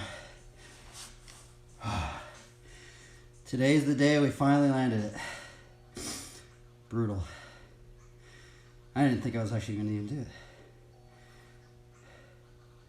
Oh, that was a good one. I'm stoked. That one took a long time to learn. Let's see if we can do another one. Just to solidify that I can do it again.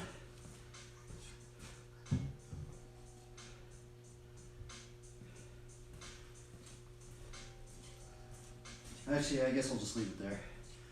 But now I've been just getting slowly better at it.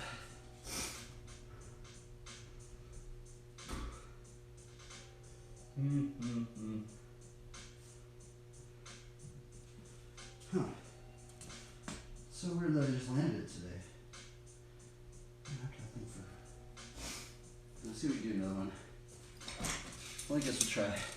Just to make sure I have it in my mind so I can do it again.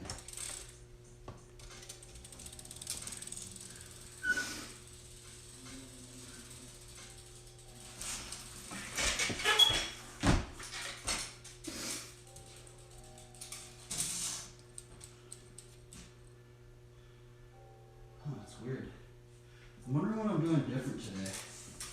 Because it kind of feels like I'm just doing the same thing. But I'm just doing it this time.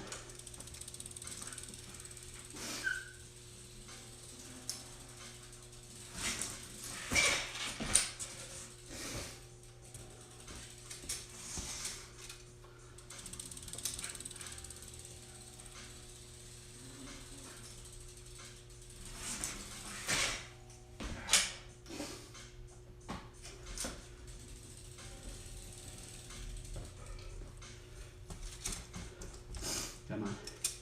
Come on. Let's do this.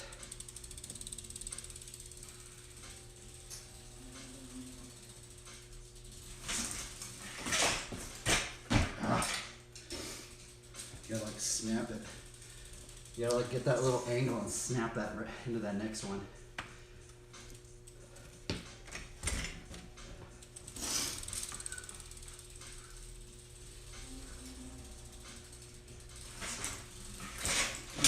Why can't I do it again? I literally just landed. This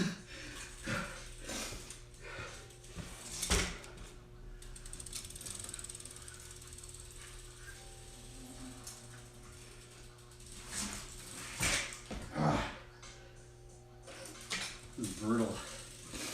I guess that was just the somehow the lucky one that I just somehow landed. I'm like, what in the world, did I even land that?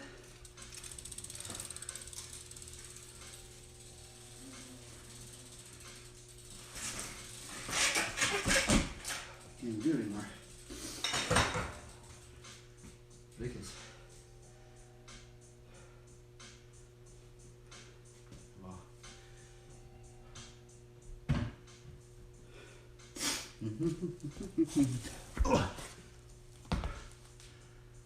I don't really have flatline rides you're doing right now.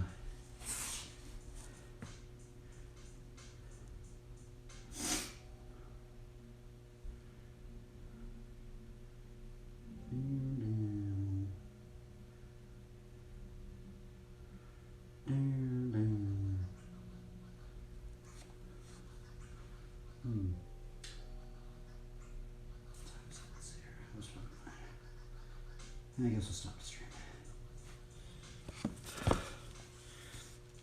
Okay, let's see here. We will end it with a Bible verse. We'll do Psalms 37. Fret not yourself because of evildoers.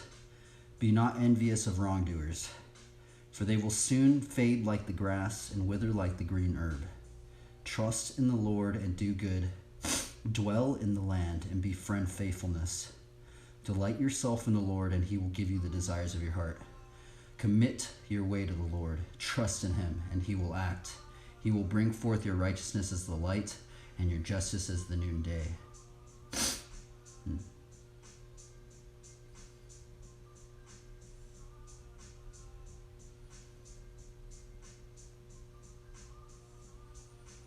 Interesting. Psalms 37 is very powerful.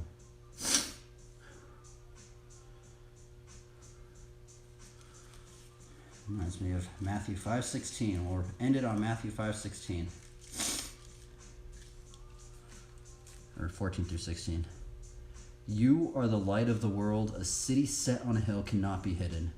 Nor do people light a lamp and put it under a basket, but on a stand, and it gives light to all in the house. In the same way, let your lights shine before others, so that they may see your good works and give glory to your Father who is in heaven. Man, and I wonder if that's just related to 2 Corinthians 12:9, right? The one that we did a study on today. 2 Corinthians 12. I'm going to have to remember this verse now because this is such a good one. But he said to me, my grace is sufficient for you, for my power is made perfect in weakness. Therefore, I will boast all the more gladly of my weaknesses, so that the power of Christ may rest upon me. Man. Sounds strange, but those two verses, like sets of verses, they just remind me of streaming. It's bizarre, huh? Oh my goodness. Man, that is such a trippy verse. Anyway, that's the end of the stream. Yeah, this is a copyrighted song, I think. Oh, I guess not. Okay, well, we landed, I think, a couple lines today. I'll try and do another drawing stream or something. Farewell, guys. Peace out. Farewell. Farewell.